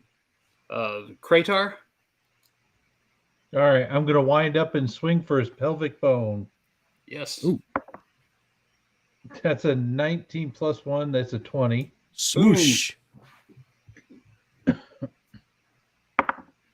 7. The pelvic bone soars through the air as the other bits and pieces fly in the opposite direction. Yeah. As you have crushed that one. Daru, what are you going to do? can I try to pull the head off of one of these? Sure, just like Yeah, Yep. I would like to do that. okay. So. I'm just a strength test to see if you can yank it off. And it's gonna be easy because these are all like decrepit. Like we'll do a DR10. Gotcha. Cool. That would be 17. Okay. You yank it off, and it's like chattering at you like some Evil Dead, like Army of Darkness type stuff. It's like, as Sorry, I need your body, and just let it go. The undead version of Got Your Nose. and it's just on the ground, just teeth It's just total chopping Army away. of Darkness at then- this point. Yes. There we go. Well, this suffice for the time being. That body is still like kind of swinging blindly. fine. You just need like a DR10 to avoid being attacked by it because it has a strange depth perception. 20 dirty. Success. And let's see. Lanker, the one that you knocked pretty good, is trying to attack you. Okay. I will attempt to dodge. Not with a 2, I won't. No. Take another D2 of knuckle damage. 2 damage. Okay, that's 2 points of damage, and that effectively kills me. But I have a thing called In Death I Live. When I die, I make a difficulty rating 14 presence test. If I pass, I recover with 1 hit point. Excellent. And I do not make that, and You my have an body omen? is consumed in holy flames. Oh, as the body starts to go up in flames, you Scrolls, realize no. that Lanker has 2 of the scrolls that Yeah. you're trying to return back. Come Do you on. want to? Does anyone want to spend an omen to douse this flame and have him live to see another day? Okay. I've got 1 omen left. Okay, I have And- 4, so let me burn Okay, one. Yeah, go ahead. So, I'm So, down so to would you 3. like to re-roll that test to see if you do not burst into Yes, flame? Yeah. I will just use one of my own omens to make the roll. Okay. Oh, okay. Like, it was what happened? I saw something. It was so weird. It was warm in here, eh? And you managed to not burst into flame. Knifel, you were being attacked as well by the skeleton. Yeah, let me. That is a 17. And you avoid it with ease. Would you like to attack that one that just attacked you? I would, yes. That is a 14. That hits. And the damage? And the damage is a 4. And you obliterate that one, bits and pieces go. Nice. Well, your hook just like rips right through it. I didn't even have that dagger. Just in case. You know, the skeletons don't like the stabby. They're much better at the clubbing and slicing. Linker, Yes. what would you like to do? There's one standing in front of you with just barely hanging on. It's the only one that's still standing aside from the one that's frozen by Knifel. I will have my revenge for that near-death experience. I rolled an 11. That misses. Okay. Kratar, you see all that remains. What would you like to do? I'll go help Lenker since he almost went up in flames. Okay. Roll the hit. Yep. Come on. And that's only 4. So Oh, that not misses. much help. Sorry. Dario, what would you like to do? I would like to attach the cat head on top of the body. As you attach the cat head on top of the body, it like jumps down onto all fours and just starts kind of walking around, like rubbing up against your legs, and like in like a circle, like going around your legs and trying to go between them, but it doesn't quite understand the size that the human skeleton is with the tiny cat skull. David awesome. will adjust his stancing to accommodate the cat to go in between as well. Arms akimbo, yes. You now have a strange cat human skeleton companion. Marvelous. Next time on Necromancer's Backyard. Knifel, what would you like to do? Oh no, I'm sorry. No, Lanker, you're trying to get no. I'll go even odd since that skeleton is getting attacked by 2 people, and it goes odd with trying to attack Kratar. Bring it. Let's see. Defense. That's a 10. And you get hit with a punch for a D2, which I'm guessing most of your armor will probably soak a lot of that. All right. So that's 2 points of damage, and then I'm going to roll for my armor. And that's 3. Okay. So the bony fist doesn't really seem to do anything. Amongst all of you being there with this skeleton only having 1 hit point left, you manage to defeat it. And the one that's still frozen in place, if you want to crush it, you're more than welcome to, because it would you would easily destroy these last 2 skeletons. That is exactly the plan. There doesn't really seem to be much else in this room. You've already gotten 1 scroll that was torn in half. And what did you do with the torn pieces? Because, Lanker, didn't you tear the 1 scroll in half in this room? So what did you do with the torn pieces? Did you burn those pieces? No. Okay. I just tore it in half. Okay. Knowing I know what it is, but now it has no magical ability, so I'm fine with it. So I'll take the torn pieces, I guess, and tuck them away. Okay. The remaining exit out of this room continues. It kind of corridor goes southbound just a little bit. Let's see, Doug, will you roll a D2? That's a 2. Okay.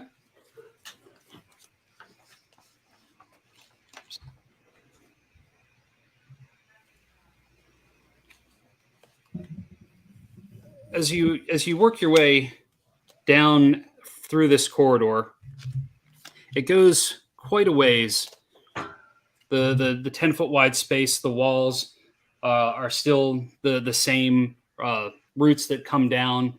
The stagnant, dry air just kind of lingers. And as you work your way southbound, the smell of roasted nuts starts to linger in the air. Radar, what are you doing? Not my nuts.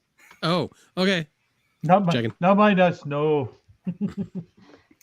Kratar, as you move south, the corridor opens up almost into a Y, heading down like south, almost due south and kind of southeast. Stepping into this room, make an agility test. Oh boy. Here we go with the 7s again. The roots underneath on the ground seem to give way a little bit and wrap themselves around one of your ankles. Make a toughness test as bits and pieces of the thorns that are on this start to try and stick their way into your leg. Ugh. So that'd be 14. You manage to avoid anything really piercing past the armor and seeping into your skin, but you feel that your leg is stuck. And as you're trying to get footing around you, you notice the ground all around it almost looks as though it's moving and alive, and it's hard to quite place where safe places to stand would be. As Kratar is in the lead, with where did my list go? Nightfall. Yes. Behind, what would you like to do? You see him kind of trip and sink down just a little bit.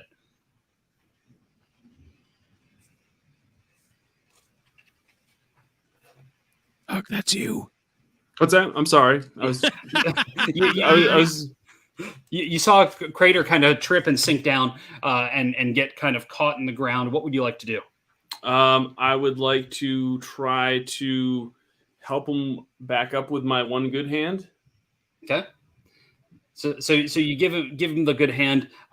You're trying to pull your leg free. To break your leg free from this, you can either try and chop away at the ground underneath, or you can just try and make a pure strength test, whichever you'd prefer. I'm probably. Yeah. Oh. Go ahead. No, go for it. Probably just go for pure strength. Okay. Roll a strength test. 14. That makes it, you rip your leg out and break free. As you're trying to find your footing, Knifel, make a presence test to see if you can see where safe spots are to stand. Oh, that's a 1. Okay. Oh, yeah, you definitely this is good. Put your foot down, make an agility test to try and avoid getting stuck. And this the difficulty is going to be reduced on this because of your fumble. Gotcha. That is actually a 20, but it's an 18 plus my 2 modifier. Okay. With the dirty 20, you manage to not get stuck, but your foot definitely sinks in, but there's nothing like constricting you, your movement, but you're definitely in some of the soft, squishier parts of these these roots. As Lenker and Daru are following up, you see both of your party members kind of fall a little bit and sink down. And just as Knifel's trying to pull Kratar up, Knifel sinks down as well. What would you all like to do?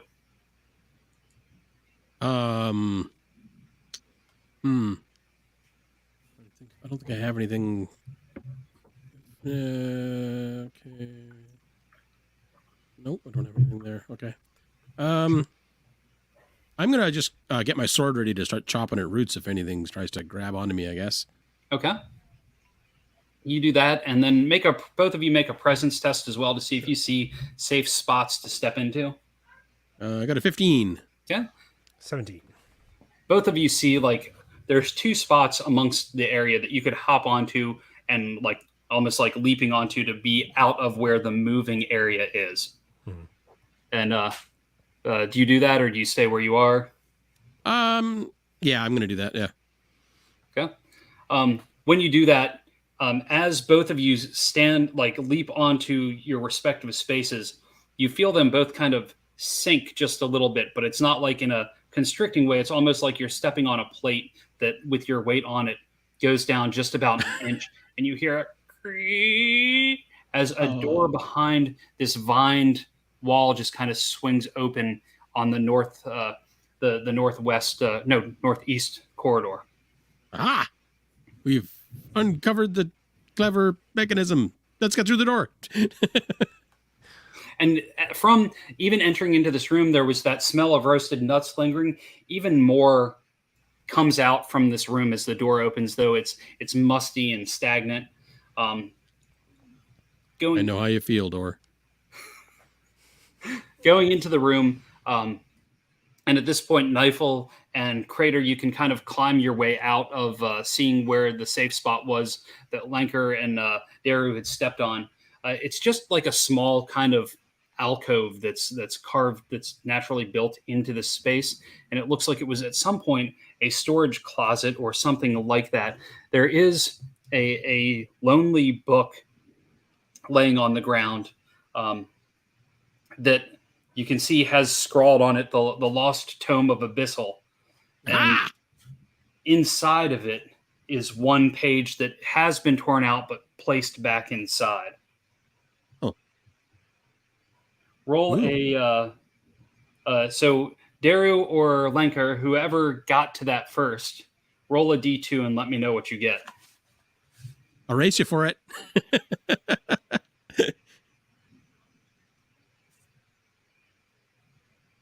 You want to roll or you want me to roll? And you're muted, Fen. Oh yeah, that would help, wouldn't it? I can roll unless you also want to make the roll for a presence to not burn it.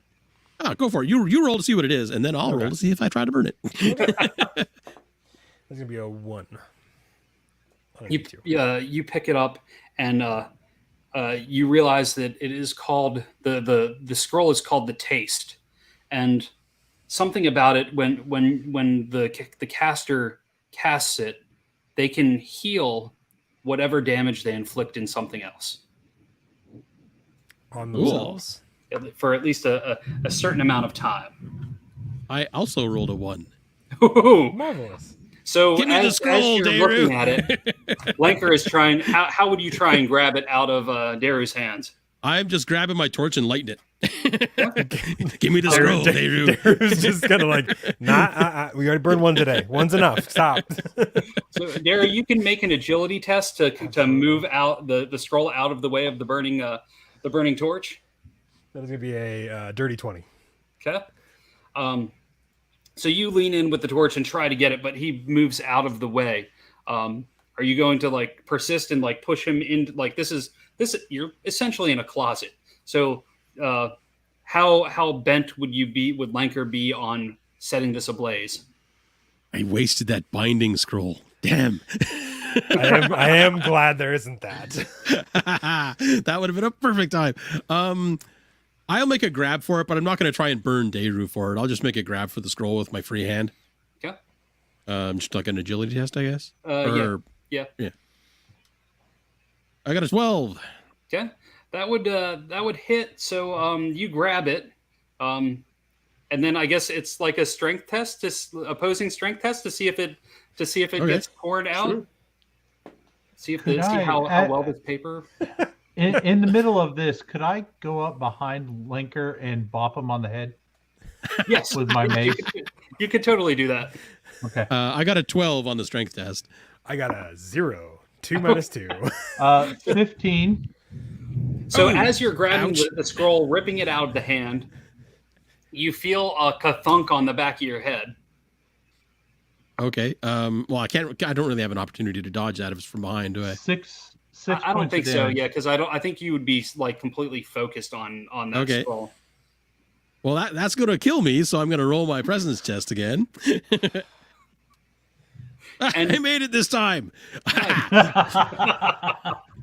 She refuses to take me, and I'm revived with 1 hit point. Excellent. You do have the scroll now. I'm going to say that did take a little bit of time. Like you got knocked down to the ground. Oh yeah. Then you came back up. But in that time, Kratar or Daru could have gotten the scroll. While Lanker gingerly peel it back out of the fingers while Lanker gets rejected from being taken by his god and co. Oh, that would have been Let's just- terrible if I had died then, because then I still had the other page. Yep. I was like, oh, cool. Well, and then just kind of tuck it away and then go, oh, man, page got destroyed. Darn. Real shame. Well, if he's gonna tell me that it's gone, I'll honest. I'm not gonna push it. I'm not gonna attack him again just to try and get a page. The only other things in this little alcove are bits and pieces of shells of some nut that have been just kind of deteriorated or eaten away by rodents or people a long time ago. As you come out of the closeted area, there's a corridor going due south and one going southeast. Which way would you like to go? I think we should go south, or we could go southeast. Let's go southeast. Okay. As you go southeast, it only goes southeast for a little short period of time before it then curves back up, opening into like a 20 feet wide by about 20 feet deep before it opens into a giant alcove leading up to the north. And in this big cavernous room, it's hazy and there's a smoky fire with what smells like burned leaves and dried herbs that fills the room. Through the haze, you can see a small fire at the far end that looks like it's just kind of built into the ground. No one else in the room though. You can see something through the smoke, like some human shape, kind of moving about. You can see them kind of ducking and moving, and just kind of walking, almost like they're kind of gliding and dancing back and forth, almost as though maybe to confuse you or just kind of possibly see through the smoke to where you are. Kratar is going to start mimicking the dance.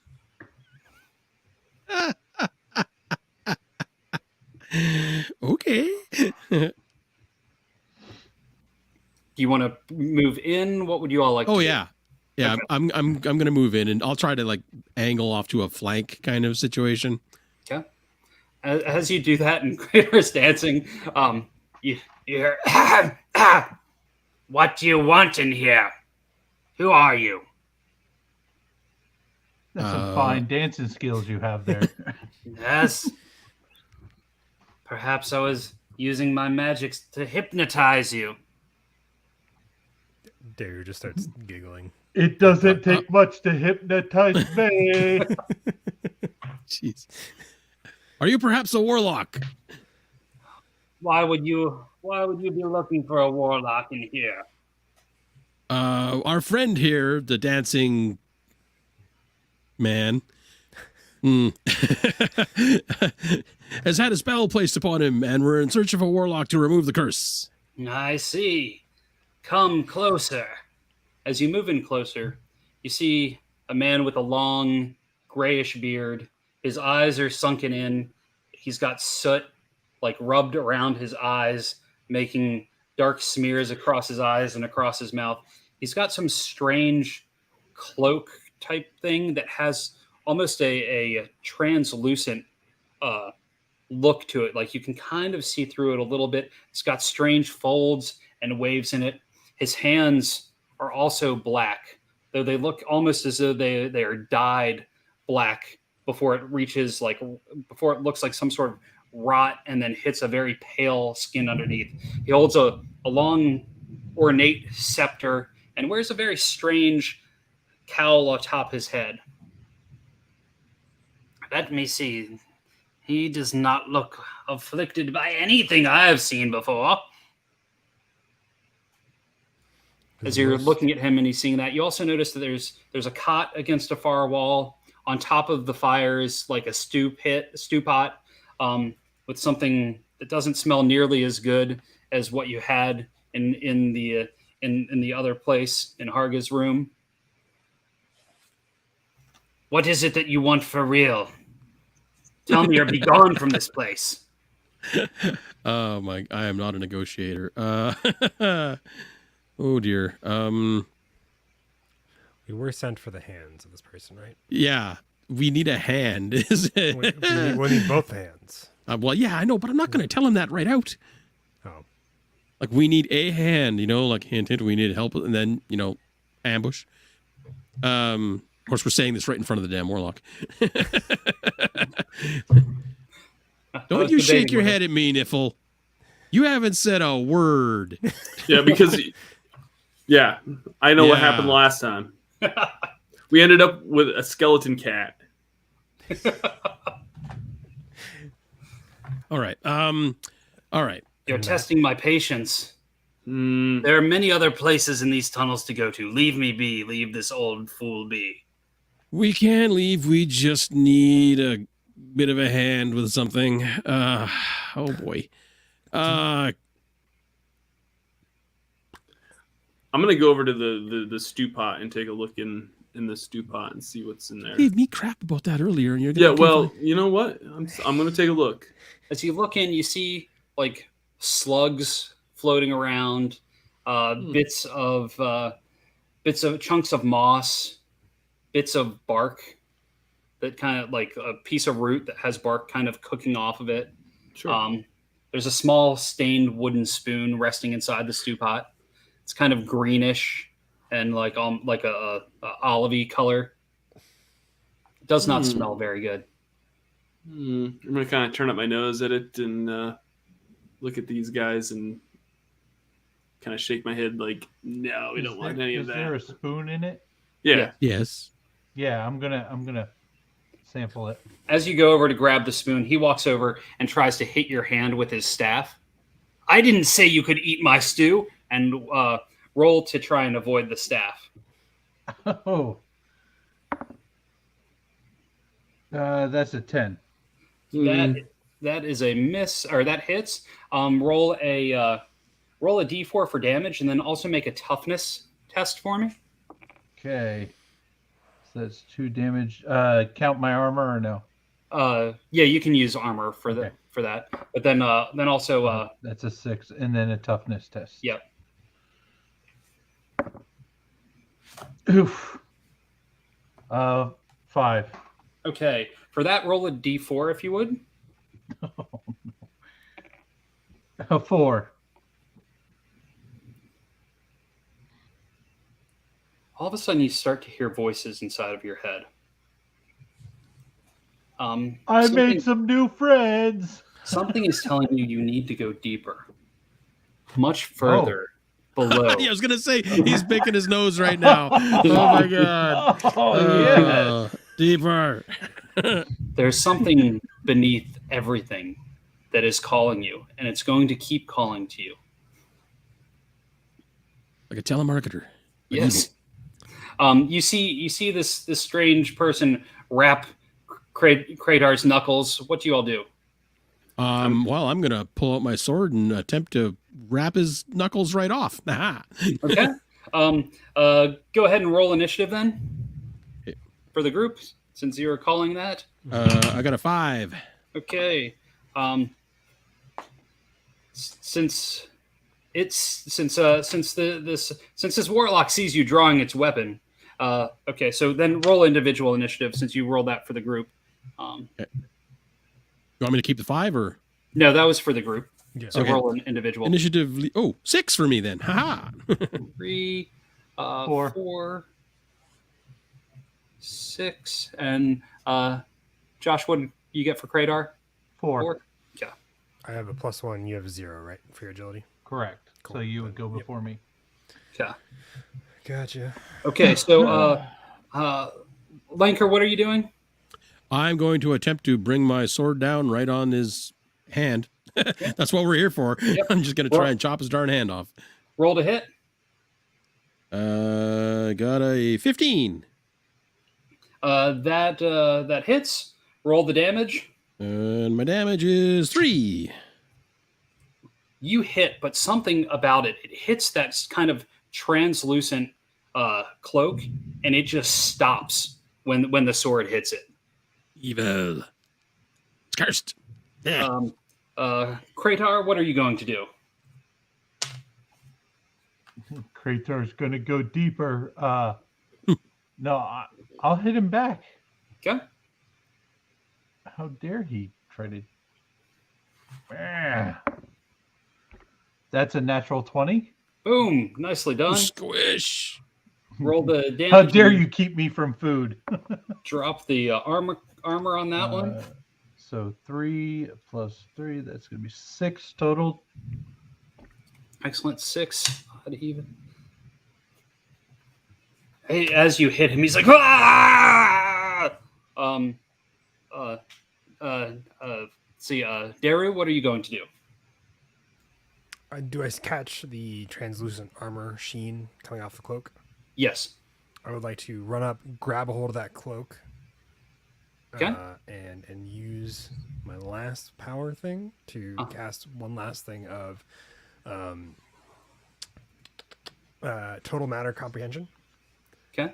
And then use that to break a normal sized item, mundane or otherwise, including armor, to decrease. Mundane or otherwise. Okay. Yeah. To decrease. And one tier of armor off that. Okay. All of a sudden, like this slightly translucent thing, you can feel it just kind of deteriorating under your hands. Now it's ratty and ragged, and does not look like it's going to provide any form of resistance. Nicely done. Knifel? I'm going to lean into Kratar, and I'm going to use my Speaker of Truths ability one last time for the day, and I'm going to use my wisdom, knowledge, and advice and intercom to bring clarity to a creature of my choice, and the DR of the next test they undertake is lowered by 4. So I'm going to lean in and I'll be like, this guy is the reason why you're hearing those voices. We need to take care of him and get his hands. Glad you followed that up with take his hands, because knowing Kratar, he would have been, I got to take care of him. Get away from him. I'll kill you. Excellent. Very good. Now he is going to try to attack one of you. I'm going to do the D4, and it is 1, so that's Knifel. He's using a scroll that he's memorized, and you are now, well, I will allow you to make a toughness test against this. Okay. But it's going to be a DR 16 because it's tough because he's casting magics at you. Can I use my omen point to give him a success or no? You could give him decrease the difficulty by 4. Sure, let's do that. Or you could have him re-roll depending on what he gets if you want to wait and hold it until you see what he gets. I rolled a 14. Okay, yeah. So that does it. So you see him like spitting these arcane words at you in your general vicinity. His eyes that are covered in soot and black open up wide as he's staring at you, but somehow it does not take any form of effect. Lanker, what are you going to do now? I am going to attempt to plunge my sword into his chest. Yes. Now that I've failed at chopping a hand off. And I got an 11. That does not hit unless you have another omen that you want to spend. I do not. I adjust the used my difficulty. last one on Niffle. Okay. That brings us to Kratar. Yeah, Kratar definitely going to hit him again.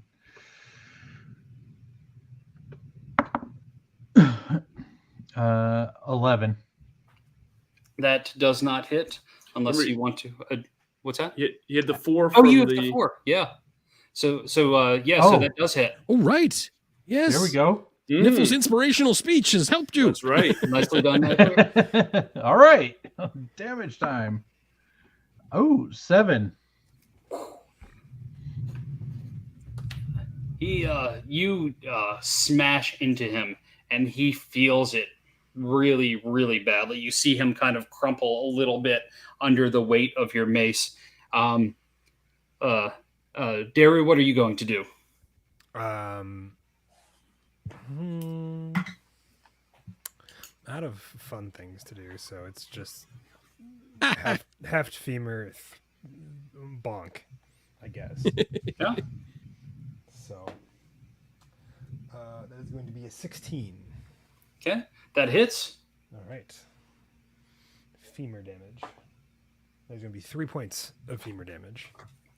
the femur hits into him, and you can see that he was not expecting that coming, and it hits him very, very, very with a solid hit. Knifel, what would you like to do? I have a what is this? It's a sacred scroll. Mhm. It says one creature blindly You obeys have a single. scroll? Yeah. It says See it. one creature obeys a single command. So was it Enochian syntax? Okay. So yeah, I think I want to use that. Okay. Go ahead and roll your presence test to see if you cast it well. I did not. That's an 8. Oh, but I have an omen. Can I use an omen? Yes. So that would adjust it to a 12, and that would Yeah. be successful. All right. I would like to command the yeah, I would like to command it to walk into the fire. Okay. Okay. So it just the warlock just starts walking towards the fire, Right. and I guess he walks into it and then walks through it. Like, All right. roll a d2 for how much damage he takes. Sure. That's a 2. As he's walking through and screaming as it's happening. As he does that, let's see, everybody make an agility test. As he's muttering and saying things, you feel the roots on the ground starting to come up and try and wrap around your legs. I got a 15. Yeah. A 2. I got a 7. 13. Okay, so for Kratar and Knifel, you feel these roots coming up and wrapping and twisting around your legs. This round, you're going to have to either cut through and break free because they're trying to trap you and keep you pulled down. And yes, so it's going to continue. If you don't break free, it's going to continue trying to envelop you. Lenker, what are you going to do? I will. Are they actually stuck yet, or can I help them get free? Yes, that was his action. He cast a spell that caused these roots to go around them. So within that round, they kind of quickly came up and snared them. So you could. I will try. Let's see. Who do I need to free? Probably Kratar. Yeah, I think Kratar is the heavy So he gets hitter to here. go So first. yeah, I'll try to I'll try to free Kratar. How are you going to do that? Are you going to cut into it? Or are you going to peel it away? I'm going to try to peel it away because my sword has been really letting me down lately. Okay. So we'll do that instead. This is going to be a strength test as you're trying to pull against an active vine that's attacking. I got a 17. Okay. You managed to peel enough away so that Kratar can break free. And Kratar you would go next anyway. So what would you like to do? Yeah. I want to try to finish this and smash his face. Okay. So you lunge over towards him who just walked through the fire and rolled a hit. Yep. 14. And that hits. And he only had 1 hit point of damage left, but you're welcome to roll. I rolled a 7. Boom. Squish. You just smash his head in as he falls to the ground. Because we're already past the time that we wanted to run to, you managed to cut off his hands, looking around with the a ring. hammer, with a mace. With a mace. You find a cot against the far wall with fabric attached to 4 femurs that are sharpened and driven into the ground. Under the cot, you find a journal with notes detailing rituals that would need to bring this other deity that's somewhere underground here to its full form, and how to transfer the powers of this deity into another vessel. Jotted in the edges are theories on how Malkala's twin brother wants to usurp his power. And you also find the one other scroll that you had not found yet. Lenker, roll to see if you would destroy it or not. No, I'm good.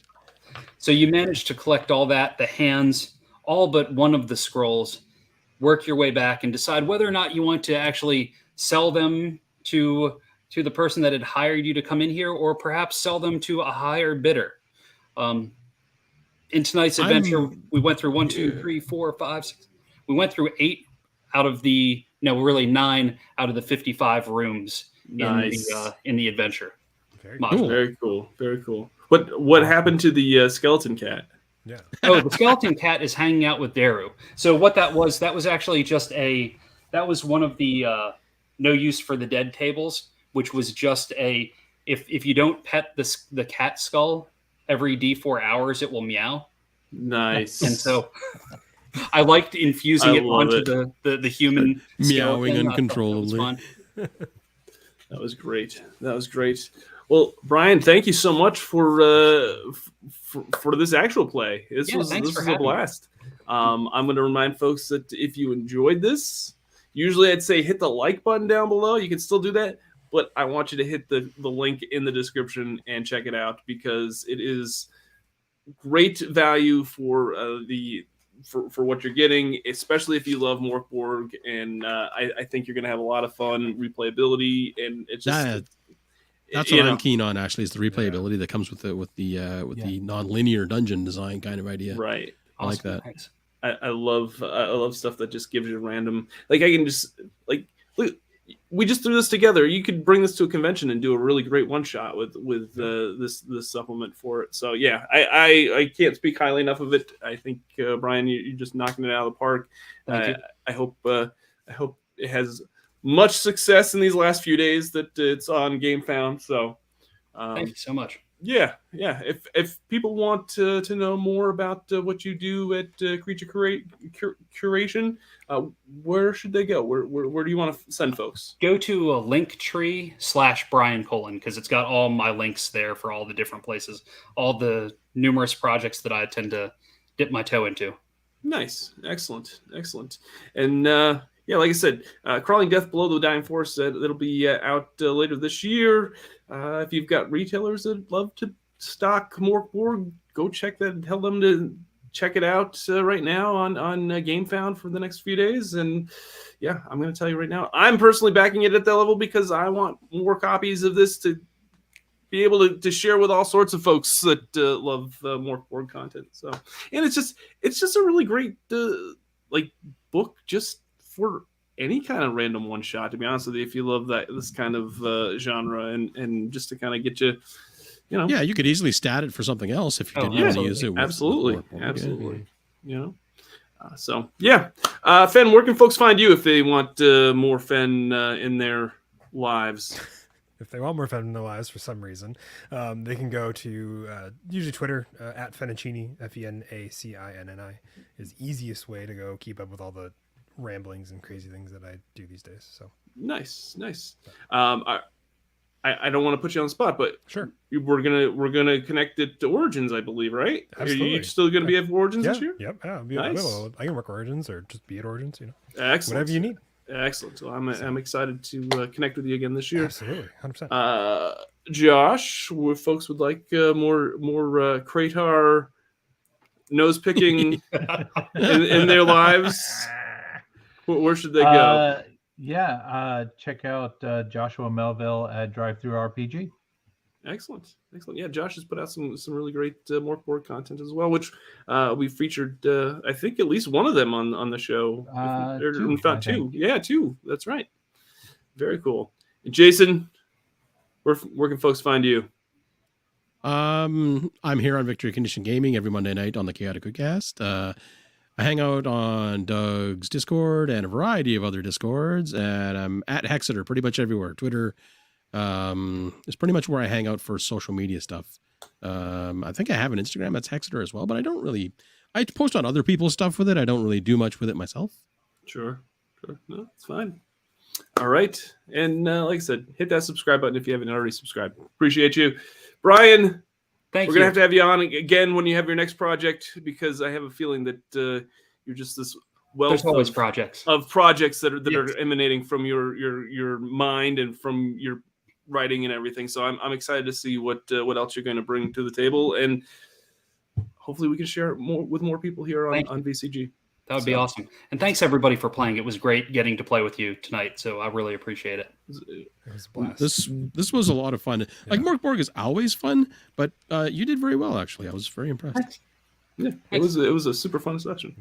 Whatever accolade that actually is for me being impressed with you. I mean, I don't know.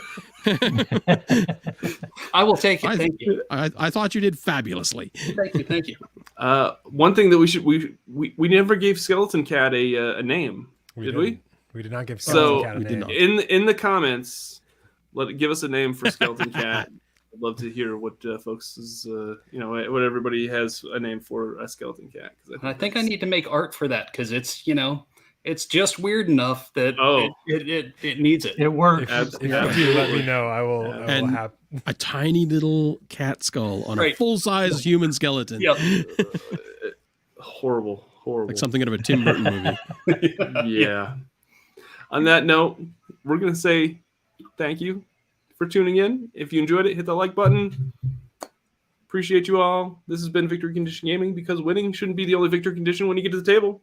We'll see you next time. Bye for now.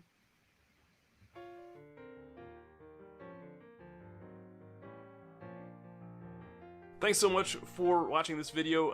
If you would be so kind, make sure you hit that like, comment, and subscribe, all the YouTube jazz that we're supposed to do here. It really is greatly appreciated. And if you'd like to support us more, you can check us out on Patreon. Just go to patreon.com/Victory Condition Gaming. We have all sorts of Patreon perks, and it definitely helps support our show. Thank you so much.